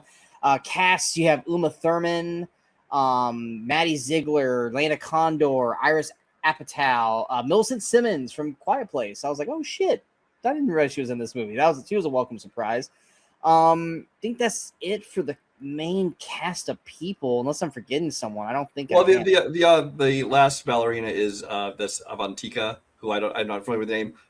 I know her best as she was in Mean Girls the musical. She was the Amanda Seyfried role. Oh, okay, yeah, I wouldn't. Yeah, this is the first thing I've ever seen her for, and I thought I was going to say her name wrong, so I was not going to say her name. I'm sure I pronounced it wrong too. I don't know. Avantika is probably how I would have sounded it out as well. I guess I'll go first on this one. I will say the first probably half hour, I was really not. I wouldn't say I wasn't digging it, but I wasn't like really hooking into this, really grabbing onto the characters. I was kind of just like one of those things where it's like I had it on, but I was like finding a hard time not to like do other things while the movie was on. But then once the inevitable like turning point happens, where it's like, okay, now the shit's hit the fan. Now we're ready to make this an action film. I definitely started paying attention more, and once again, that's when 87 North comes in, and that's when this movie gets actually interesting. And yeah, it's batshit crazy. It really, really is. the use of ballerinas in these action set pieces definitely different than John Wick's ballerina, because these ballerinas are actually using their ballerina skill in the fights, whereas Ana de Armas was just a fucking badass who didn't use any ballerina skill when she fought in ballerina. But it's a quick 90 minutes. It's an enjoyable 90 minutes. You're not looking for top tier performances. I think the girls are all fine. Let's put it this way: they're all young women who remind me of older actresses that I've seen in other things. Like Iris Apatow reminded me of Billy Lord through 90% of this movie. I kept thinking it was Billy Lord, and I'm like, no, that's not Billy Lord. That's Iris Apatow.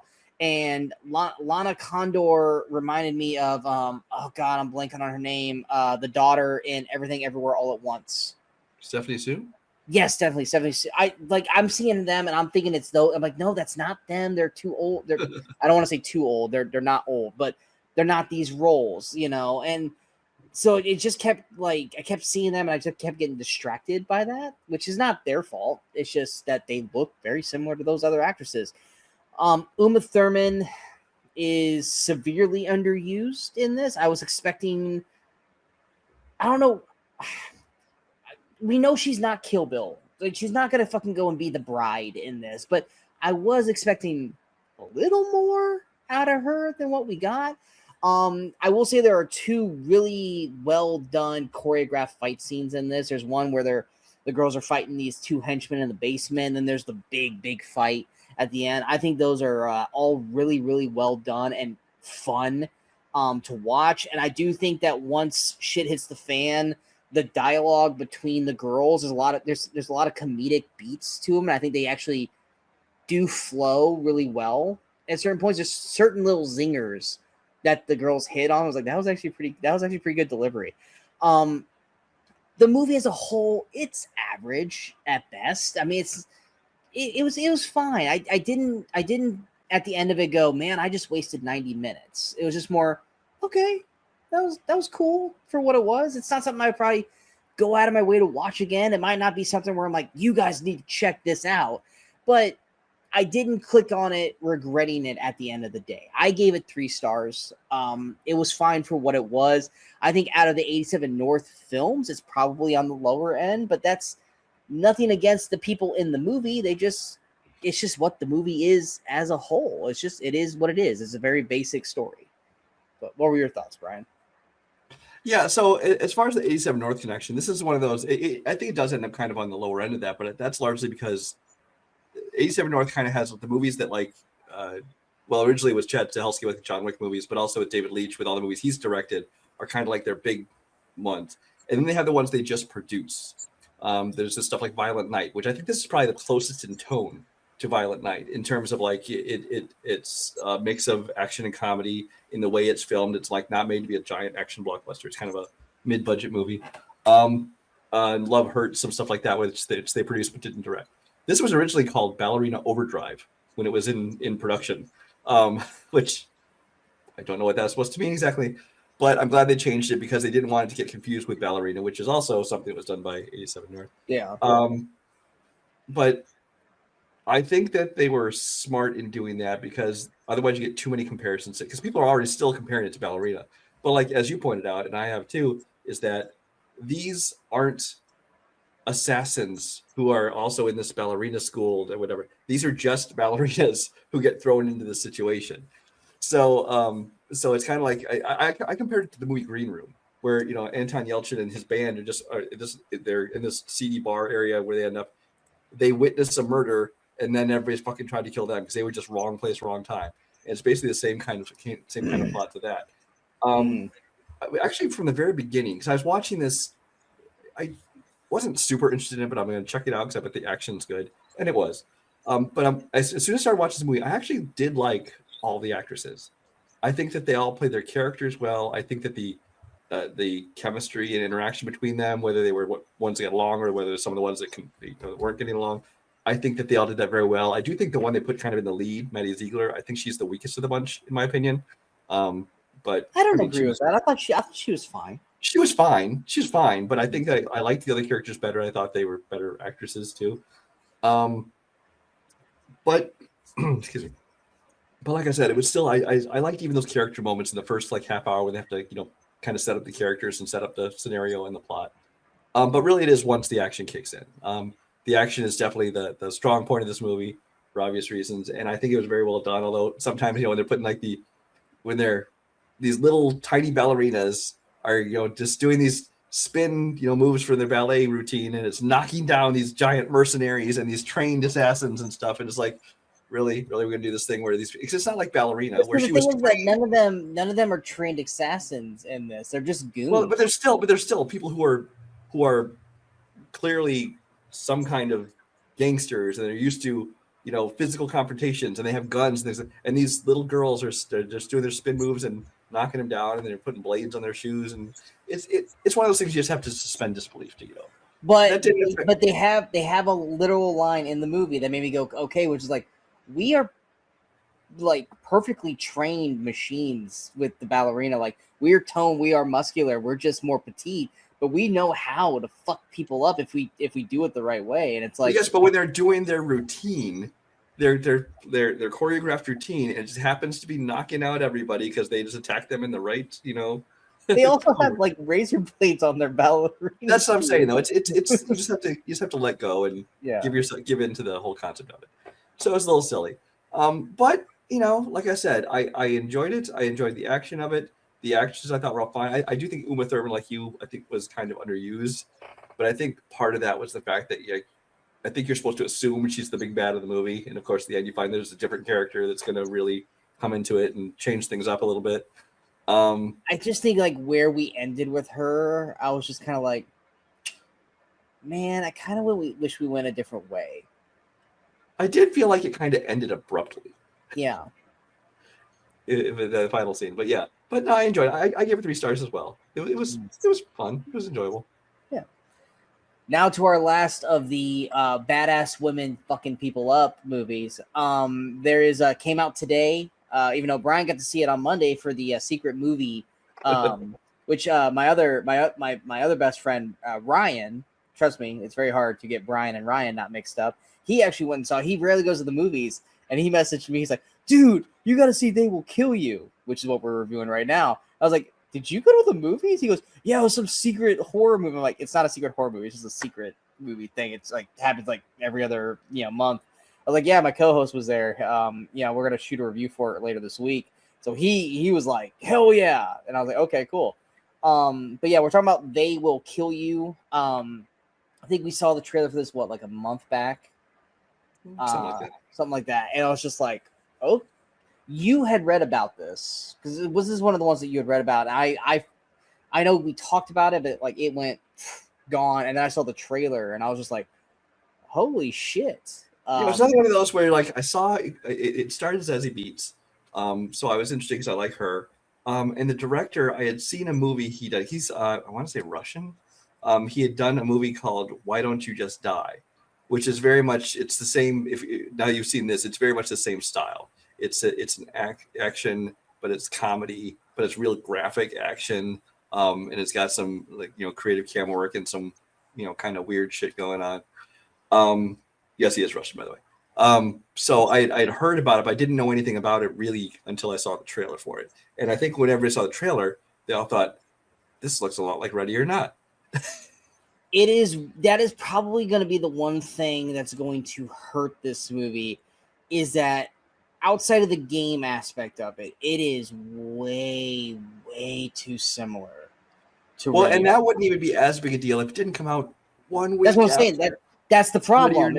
Too, which not only within like 10 days of each other. Well, here's the funny thing is we saw the trailer of it, which gave the most basic concept of it. We're like, this looks a lot like Ready or Not. But then I actually saw the movie, and I'm like, oh no, this is way more like Ready or Not too. And then, exactly because you have a woman who escaped that home situation years earlier, reunited with her estranged sister, who has abandonment issues because she left her. And meanwhile, these people who made a deal with the devil are trying to kill her. It's the exact same situation. Yes, because they have to kill her by a certain time because it's a sacrifice. It's like, Holy shit. This is just basically a different version of Ready or Not, too. Yeah. I guess I'll go first here again.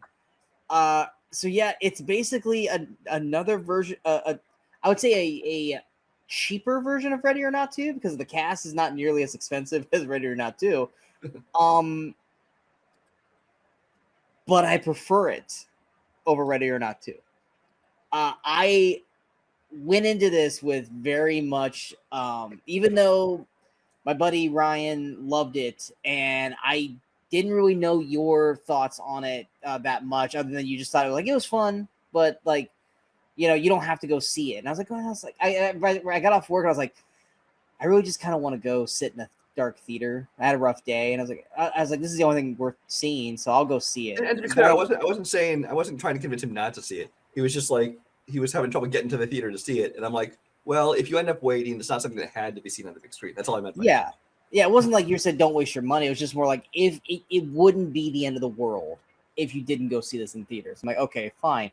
But I ended up going to see it anyway, and so I went in just like, all right, let's just, because Zazie Beetz, I like her as an actress, but I don't necessarily love a lot of the movies she's in.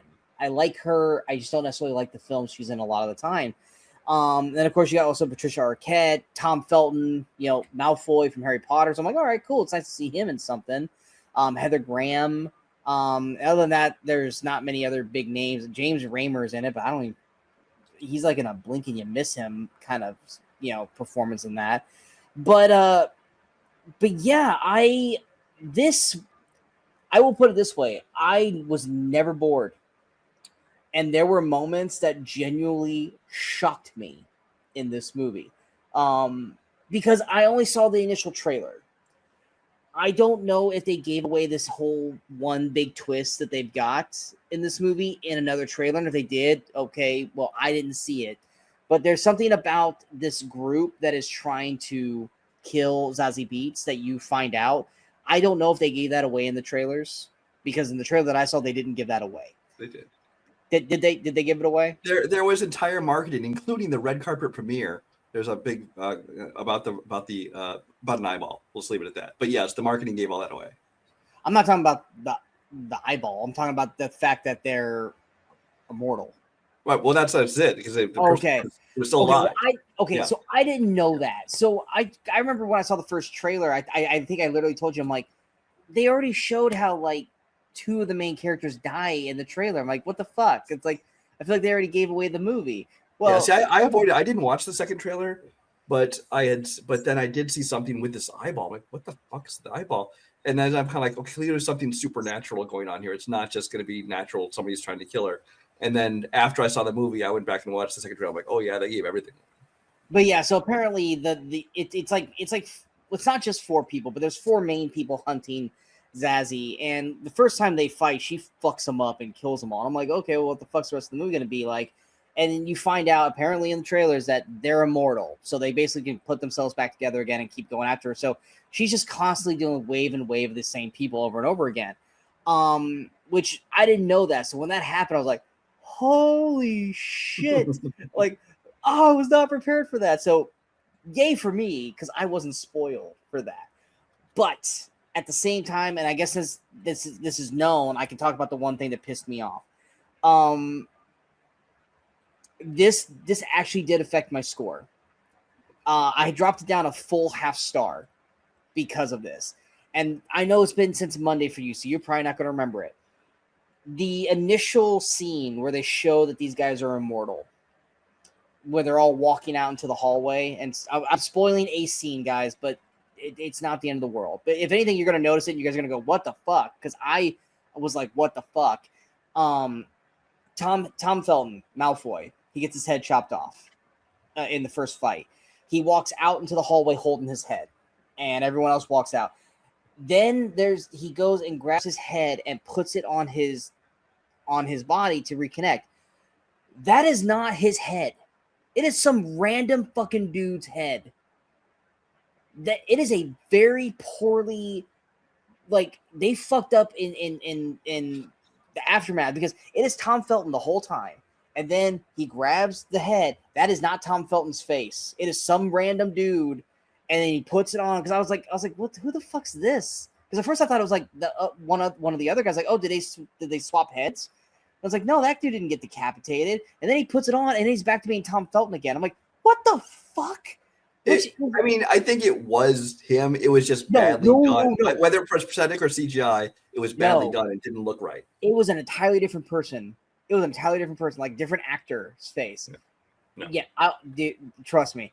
Because I was like, what the fuck is this? Because this is one of those things that irks me. And I'll get on my little high horse here, and then I'll get the fuck off. It's one of those things where it's like, they notice it, and they go, oh, it's a little thing. No one's going to care about it. We're not going to go back and fix this. Because it's going to cost money. So, just fuck it. And that shit pisses me off. Because it is so poorly visually not Tom Felton's head. Everything else in this movie looks great by the standards of what they're doing. Except for this one fucking scene looks so atrociously bad that it just pissed me off. Luckily, the movie, out in spite of that, is actually a hell of a lot of fun after the fact. But oh my god, that infuriated me when I saw that. And Brian, there are things that do that to you too, so don't act like no. I just say this is one of those things that sometimes you just latch on to something I've done. I'm guilty of it too. But it's like it is. I was like, because I was so confused when this happened. I was like, what the fuck's going on? And I was like, oh no, this is that they fucked up. It's just a bad prosthetic sculpt. Oh god, it was so bad. But off the high horse, there was my little spoiler thing that I was worried about. But the movie after that, it is a lot of fun. They do a lot of unique camera shots. Like it felt like a video game at certain points where it was like doing like the side-scrolling video game and like 2D like kind of camera angles. And I was like, this is actually really kind of fun. And it still at certain points shocked the shit out of me. Like it went kind of Evil Dead at certain points, and I was just like, this movie's actually fucking awesome. Like I'm actually having a blast watching this movie. It's gory as shit. It goes very Kill Bill with the blood. And if you guys know what I'm talking, when I say that, you guys know exactly what the fuck I'm talking about.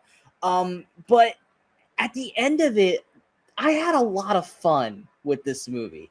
I enjoyed it way more than I thought I was going to. Zazie Beetz is a badass in this movie. And I love how they're like, well, how'd you learn to fight? Prison. It's like, I don't think prison taught you that shit. Like, you became fucking like Xena Warrior Princess in this fucking movie, and like more power to you. But it was a lot of fun. I enjoyed it. I gave it 3.5. It would have been 4 stars, but the Tom Felton head fucking dropped it down a full half star to me. But I had a lot of fun with it. Brian, what were your thoughts? Mostly very similar, although the bad Tom Felton head, while I agree it was a bad Tom Felton head, did not like stick with me the whole movie or affect my rating of it or anything like that. I think for me, I have it currently at 3 stars, which is the same as I have Ready or Not To. I think if I rewatch this one, there's a good chance it's probably going to go to 3.5 for me. Because I think part of the problem was I saw this movie 4 days after I saw Ready or Not To. So I'm like, this all seems really familiar. So I wonder if that might have affected my score a little bit. But I mean, like I said, Zazie Beetz was kind of cool. She was kicking ass. For the most part, I thought it looked good. It was a little ridiculous, a little silly, but that's the kind of movie it was. It was trying to be silly. I did feel like, especially early on, the direction, this guy was clearly trying to do kind of that Edgar Wright kind of pacing and stuff and kind of some of the shots and the sound effects he was using. In the editing style, especially. And it felt like somebody who's trying to do that, but doesn't quite have it right. Things didn't seem quite paced right. He's definitely has some Tarantino he's trying to do in there too, like you said, Kill Bill. But I mean, this is a director who I think has potential. I think he's still very green. This is his first Hollywood movie. So I think he's got potential. But I enjoyed the movie as well. Again, it has its fun moments. It's got some great, bloody kills that you enjoy. It just never really kind of rises to be anything more than that, which is fine. I'm me, I'm fine with just fun movies. And so this will probably end up at 3.5. Right now it's at a 3 though until I rewatch. If there was one thing I could add more to it that would have really helped it bump even higher for me, is I wish they would have not that they needed more character work, but I feel like they needed to give like Tom Felton and Heather Graham and the other two kind of more character, like maybe more scenes of them like talking or like hunting, because it was just like you had Heather Graham, who was kind of the main one, but then she kind of disappeared because of something that happens to her. And the so-called eye thing, really, really well done. That was very well done. That's all I'm going to say about that. And even Felton, he just kind of disappears at one point and then just kind of shows up at the end. Like, I feel like they could have done a better job of giving a little more to the villains just to add a little more to it. But like I said, I still enjoyed it for what it was, but I feel like they could have maybe gave them a little more to that. I also didn't mind the way they did the storytelling, how they kind of like were telling you the story and then took a beat to go back and kind of, hey, let me add some pieces to the story to make it a little make more sense. Like I was like, normally that kind of pace, like I hate that because like, dude, you just stopped the movie to like take a kind of like with a. But at the same time, I like movies that kind of just throw you into it, so you don't have to have like that half hour of the scenes building up to it and showing the whole history. It's like just throw us into it, and then when you need to, you can go back and show us something important from the Which is exactly what this movie did, and I think it actually flowed well for this movie. Because I remember at the very beginning, like when the first fight happens, I'm like, I feel like, did I doze off? Did I miss something? Like, what? How is she so good at fighting? Because I didn't know, like, there's like, oh, there's all this time that's happens from the first scene to this. Because I was just so like caught off guard, and they're like, wait a minute, here's what's been. I'm like, oh, okay, I'm here now. Yeah, this was like, what was it, 6 years or something like that? 6 years later, 10 years? 6. I think they said 10. Yeah, something like that. Yeah. Which also, for what happened, like that's a really long time. but yeah, because I think what her sister was like, what, 8 or 10, and now she's like 18 or 20, 21. But yeah, like I say, it was a very fun movie. Now to our final film. Do we want to do a spoiler talk for this or no? Do you have enough to say spoiler wise for this? I don't. I know that we're a little removed on it, but yeah, I don't have a lot that needs spoilers to talk about now. Okay, so we'll try to go over this as best we can without going into spoilers. But we are going to be talking about Project Hail Mary. Probably I would say the biggest movie that's come out this year so far. Probably the closest thing to a summer movie that we've gotten so far. Got Ryan Gosling, who's our boy. He's officially entered Movie Crusaders boy territory with Fall Guy and Nice Guys and everything. We're like, Gosling, you're one of us. Come hang out with us, kind of thing. We got like I said, it's kind of like I hate when people are saying it's The Martian. It's like it's not The Martian. Like I get the author of The Martian also wrote this book, but this is not The Martian. Like he's not trapped on fucking Mars. Like they're similar only in that they kind of it's kind of the same tone, but it's also the whole let's science the shit out of this kind of thing, trying to science your way out of the problem. That's basically the only comparison. Yeah. But yeah, I'm gonna ask you this sidebar. I know you guys are here listening to this, but I want to, because either we're gonna talk about it and we're just gonna fucking talk about it, or we're gonna dance around this because we're not doing a spoiler. I know this one character is in a lot of the promo shit. Are we wanting to discuss this one character, or are we gonna try to dance around? That's well known. They're using that in all the marketing right now. So, okay, because a lot of other reviews they've been dancing around Rocky. I'd say go full spoiler. I think most people have seen this movie by now. Honestly. Okay, then we'll talk about Rocky during the review. This will probably be a longer review. So, but I know some reviewers are like dancing around Rocky, like they didn't know. It's like I'm pretty sure the first in trailer, all the marketing and the commercials and stuff now, especially. Yeah. Like I'm pretty sure the very first fucking trailer I saw had Rocky in it. So I don't know why everyone's hiding the fact that Rocky's in this movie. But yeah, basically the main plot is we're following, I don't remember his first name ever being in the movie, but it's Ryland Grace. Mm-hmm. He's called Grace throughout the entire fucking film, but it's played by Ryan Gosling. He's a middle school science teacher who basically is brought in to try to save the world because there's these oh god, what are they called? Not Astroglide. It's like Astro something. I I was trying to get you to laugh, and there was too long of a delay for you to finally hear me. Astrophage is what it's called. I said it intentionally to try to get a rise out of you. It was too long. There's this astrophage that's basically going from like Venus to the sun. It's eating the sun, and it's basically going to eventually like starve the Earth. And so he's brought in to kind of like figure out a way to stop it or utilize the energy of it to basically try to save the world. He's supposed to go on this trip with these 2 other astronauts. He wakes up from his journey, and the 2 astronauts are dead.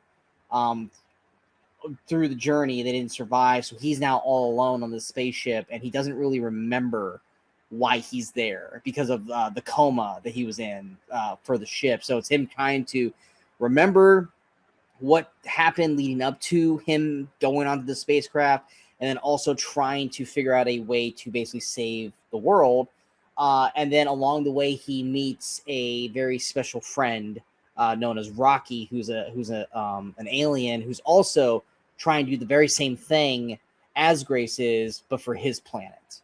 I guess that's like the best way I can explain it without going too deep into the fucking story. Yeah, well, essentially what has happened is there's this thing eating away at the sun, and apparently it's happening to like stars throughout the entire galaxy, and there's like one that's not being affected, and so they want to know why that one is not being affected. So they try to use that information to save our own, and so that's why they send him all the way out there. And that's the same thing Rocky's people have done, because his planet's his sun is dying too. So he's there investigating the same sun. According to a friend of mine who read the book, he'd been there for years. Now the movie doesn't mention that, but he was definitely there before him. Yeah.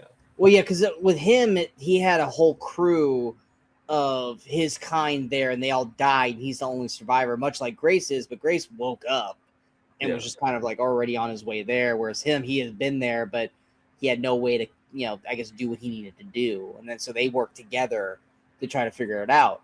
But it's Lord and Miller, who we both love as directors, doing this. Drew Goddard, who I don't know how you feel about Drew Goddard. I love Drew Goddard. Oh, yeah. But he's doing the screenplay, which he also did it for The Martian as well. Basically, for the most part, it's the Martian crew with Lord and Miller doing Project Hail Mary. But what were your thoughts of Project Hail Mary? Yeah, no, I think this is kind of that perfect window that we love Ryan Gosling. Because I mean, I like him in Drive, and I like him in whatever, The Notebook, these movies. He's fine. He's a good actor. But I love him best when he's kind of the lovable doofus. Whether that's Nice Guys, whether that's The Fall Guy, whether that's even here. Now, he's super intelligent. He's a molecular biologist. I wouldn't call him a doofus. He's kind of a in his personality and the way he acts, like especially when they're trying to recruit him, he's like, but not an astronaut. I'm not. He's just kind of that amusing guy to watch. Yeah. And I like when he's kind of like that. Clearly, like I said, there's very intelligent. He's a molecular biologist who is become a science teacher instead. Apparently, he failed in his career. I don't know the details of that. That's something else that's apparently was covered in the book. Which apparently the first cut of this movie they mentioned 3.5 hours long. So they mentioned it in the movie what he did that got him like shunned.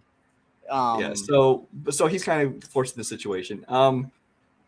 I did like the movie very much. I think that I like movies that are smart, but not so full of techno jargon and techno babble that you can't really follow along with it.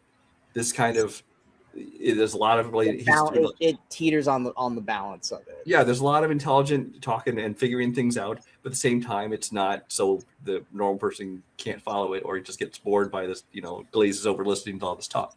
I think it's very well done. I think the fact that you have essentially one cast member for the majority of this movie, most part, yeah. He does a phenomenal job, of course, and acting against Rocky, who is, from what I understand, about a 50-50 mix of practical puppet, and CGI. Mm-hmm. But you couldn't tell me which scenes are which. I think it's just super well done. He definitely has a lot of personality to him. I'm sure he's going to become like just a marketing thing where they're going to put out like plush and all kinds of things of Rocky now because everybody loves little Rocky. At least he's not as annoying in Grogu, but I'll get into that again. But no, I did enjoy this movie. I think if they made one mistake, it was, why'd you have to kill off Milana Vaintrub? You know, come on, let Ryan Gosling have her on the ship. Come on, not even just her, but Ken Leung as well. I like him too. Couldn't we have kept them on for a little bit? You know? Yeah, we only get to see them basically in essentially.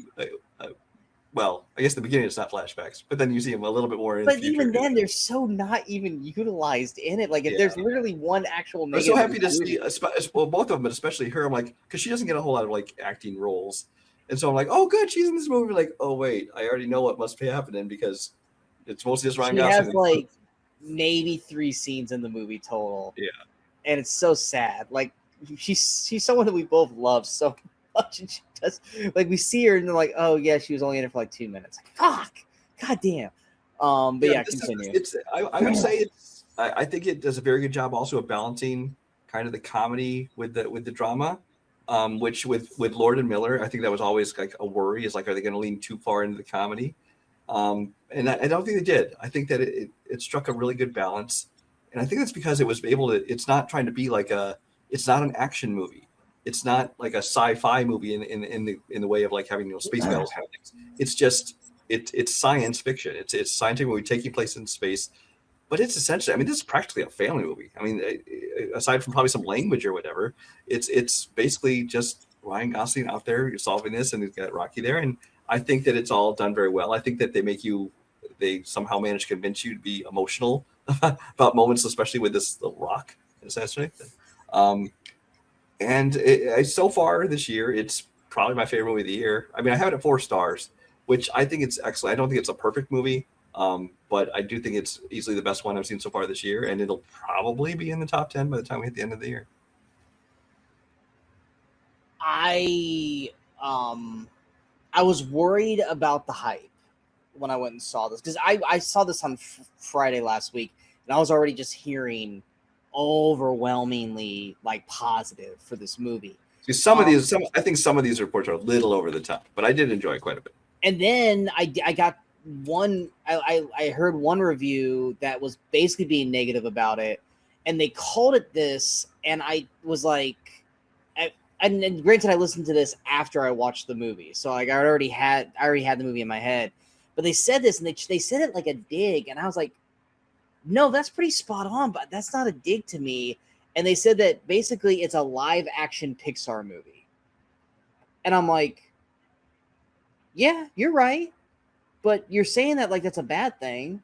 That's not a bad thing. Like, if anything, you somehow found a way to make Pixar live action, and it fucking worked. Because I am in agreement with you. This is hands down the best film of the year. It will probably be in my top 10 by year's end. Who knows where in the top 10. I fucking loved this film. Ryan Gosling, this movie could have because he, for the most part, is by himself. Now, granted, he gets flashback scenes where he gets to work opposite like Sandra Hüller and oh god, what is his buddy's name? The agent. The Carl? I don't recall it, man. I don't know, but even their little relationship that we got in the earlier part of the movie was great. But he gets all these moments where it's like, yeah, it's him just kind of making quips and kind of being a little bitch and like going, when he gets freaked out over little things like the gravity going away and stuff.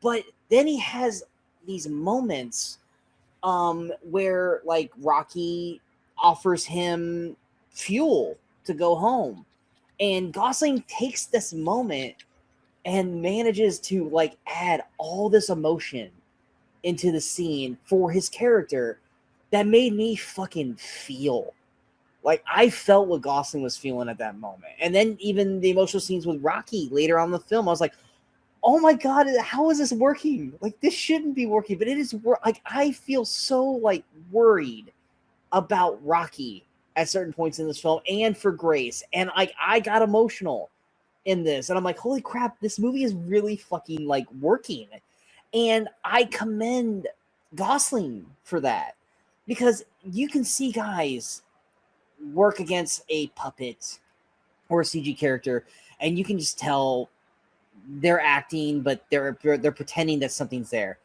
I bought that Gosling was fully having a conversation with Rocky, and Rocky vice versa back with Gosling. You know, it's like I bought into their relationship. I bought into their conversations. I felt that when Rocky was next to Gosling, that there was somebody next to Gosling. Like kind of like how when they did Guardians, like Rocket was next to Star-Lord. You know, they actually had, you know, Sean Gunn right there next to Chris Pratt. Like I bought that he was actually talking to a physical person. Rocky could have just been a cutesy character like a Grogu, which I don't hate Grogu like Brian does, but he could have just been a cutesy character. But Rocky is a great character on his own, and they managed to take a character which he's like a rock tarantula, which, you know me, I fucking hate spiders, but like he doesn't really have a fucking face, and you managed to give so much character to a rock and layers of this character, and he made it fucking work. And then you have these amazingly beautiful shot scenes of like when they find the star Adrian, and that scene is amazing. You know, it's such a gorgeous looking scene. And if you guys can see this in IMAX, fucking go see this in IMAX. I didn't, and the whole time I'm going, this would look amazing in IMAX. I was like, envy this, because I'm sure Brian got to see this in IMAX. But I love the structure of this. I love that it took time to slow down, and it didn't feel like it had to dumb people down with its smart talk. I heard that the book is way more scientific heavy, which maybe I'll read the book someday. But I heard that it's like I remember as soon as the movie ended, the guy sitting behind me got up and he goes, it's not as good as the book, but it's damn near close. And I'm like, okay, random stranger who just decided to tell me that and then walk away, but okay. And then someone I work with, she read the book and she was like, the book's still better, but this was still very good. And I went and saw it a second time the next day. But this is, to me, the first movie. Granted, it's only March, but this is the first movie that I can think of right now recently where I'm like, this is a movie made for theaters. A lot of people are going, why is there a reason to go to theaters? Well, you go to see Marvel, you go to see Avatar. This movie was like, this is why you go to a theater, for these kinds of films. This is a beautifully well done film. It's gorgeous. It's incredibly well acted, more times than not just by one fucking person, because it's a lot of times just Gosling just having to do his own thing. And it's not a perfect movie, like you said, and a lot of that's because Milana didn't get her fucking due. But it's so close to being 5 stars for me. It's not. I gave it 4.5, but it was so close to being 5 stars. I think if I have to find negatives, and it's one of those things where it's like I'm looking for a reason to not give it 5 stars. First off, Milana not being used. It did get a little bit Return of the King at the end, where it had like 3 different endings, and it just kind of like kept going. It kept going, but that was the thing too. Is like I almost like, even when it was ending, I was like, I wasn't ready to say goodbye to these characters either.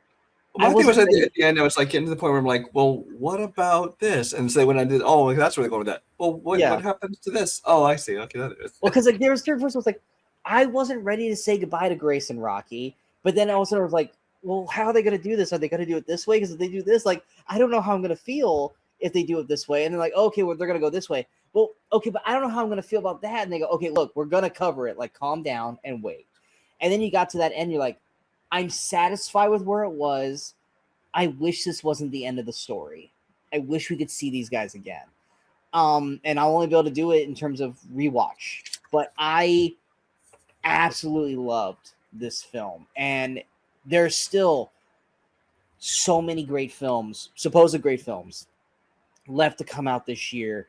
But this one, much like Sinners was, that came out right around the same time last year, this is going to be a very hard film to beat. More for me, because I gave it 4.5. Brian only gave it 4 stars, so it's going to not be that hard for Brian's movies to pass a 4-star rated film for Brian. But for me, this is a movie that is going to be hard to overcome coming into the summer and through the years. This is definitely going to be in my end of year list. If it's not, holy crap, we got a great year coming. Because as soon as this movie ended, I was like, well, this is definitely number one right now. I would be shocked if this movie was not in my top 6 by year's end. If it is in the bottom of my 10 or off my 10, holy crap, I can't wait to see what's going to top this. I loved this movie that much. But yeah, anything else you want to add for Project Hail Mary? No, I think we covered it. Okay. A little bit spoilery, but we didn't really give too much away. So if you guys we really didn't. But let us know what your guys' thoughts were. Did you guys watch any of these movies already? If you guys did, what were your thoughts? What were your reviews on them? Let us know in the comments below. Or what were your thoughts on all these trailers that we talked about? Let us know. Next week, we got Super Mario Galaxy. I know Brian's probably not going to check that out. I definitely will, because they also announced that fucking Star Fox is going to be in it. And fuck yeah. And did you hear who's playing Star Fox?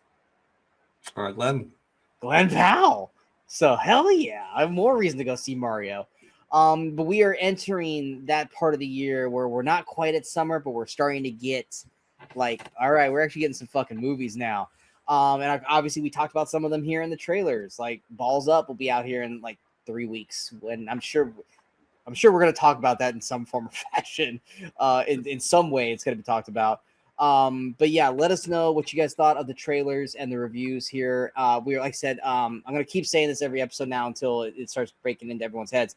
We are also on Spotify, Apple Music, Amazon Music now. So if you guys can't watch us, you guys can listen to us now. Don't forget to give us our 5-star ratings on there.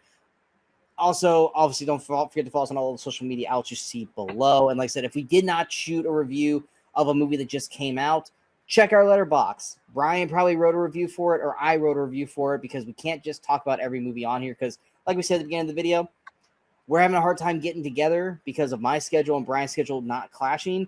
So there are times where we are seeing everything for the most part. We're just not able to talk about it like we are right now. So we just do written reviews. So follow us on the Letterboxd, and you guys can see our thoughts are on. I think we're both over 30 films this year already watched. So there's plenty of stuff for us that we've written down. So check out all that. I should be back here next week for Mario. Brian will not, because Brian won't watch it. I may be doing something though, because next weekend I'm going to be attending Beyond Fest in Chicago. Yes, where I'm going to get to see some early screenings of everything from Normal, The Furious, which I know we're excited about. We call One Spoon of Chocolate. I might see Over My Dead Body, which is the Jason Segel one. There's a few others. So I may be doing like kind of a wrap up video, just kind of giving my brief thoughts on some of those movies I saw. But yeah, I will not. Which is where I will sit here going, please tell me these are good, because I can't wait to see these. And then it's gonna be like 2 months later, and Brian's gonna be like, yeah, I know, watched it like last 2 months ago. But shut up, Brian. Not everyone lives gonna play. Actually, I will say I'm actually a little disappointed, because I never get to go to these film festivals where they see these movies like months early or a year early or something like that. So I'm like, finally I get to go to one of these, because they started one in Chicago, and then like they started announcing release dates for all these movies that all come out in like the next month. I'm like, come on. We were gonna talk about the trailer for The Furious, because it's a movie that literally is like The Night Comes for Us, which is a movie that we talk about ad nauseum when it comes to award shows. But Brian's like, I'm about to go see that next week, so I did not watch the trailer. And I'm like, okay, then we're not gonna talk about it, because I don't want to spoil anything for you, because you're about to go see it. And now I'm jealous as shit, because I want to see it, and I don't think it comes out until like May. I think it's like May 19th now. But that also means it's May 19th. It's probably not going to be out where I'm at. So even though it's out, I still probably won't be able to see it where I'm at compared to where Brian is at. So I'll have to probably wait even fucking longer to see that movie.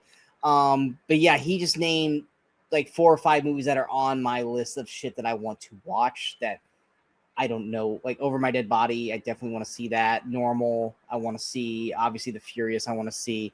So yeah, if Brian wants to, I'll hop on here and he'll give his reviews for everything he saw at the festival, and I'll just kind of sit here and ask questions and go from there. And then obviously I'll shoot a review for Super Mario Galaxy.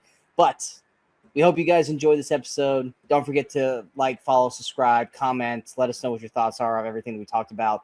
And yeah, go see these movies. Like I said, I don't think there was a single one of these review that we actually didn't like. I think all of them were like either okay or really good or best of the year in terms of Project Hail Mary. So there's plenty of you guys to go out and check out. There's a lot of good shit out there. Or Hulu, go see Mike and Nick and Alice. Fucking hate that title, but it was a great fucking movie in my eyes. But we are the Movie Crusaders. I'm Sean Wascrew. That is Brian Michaels. And until next time, in case we don't see you, go watch some movies and go have some fun.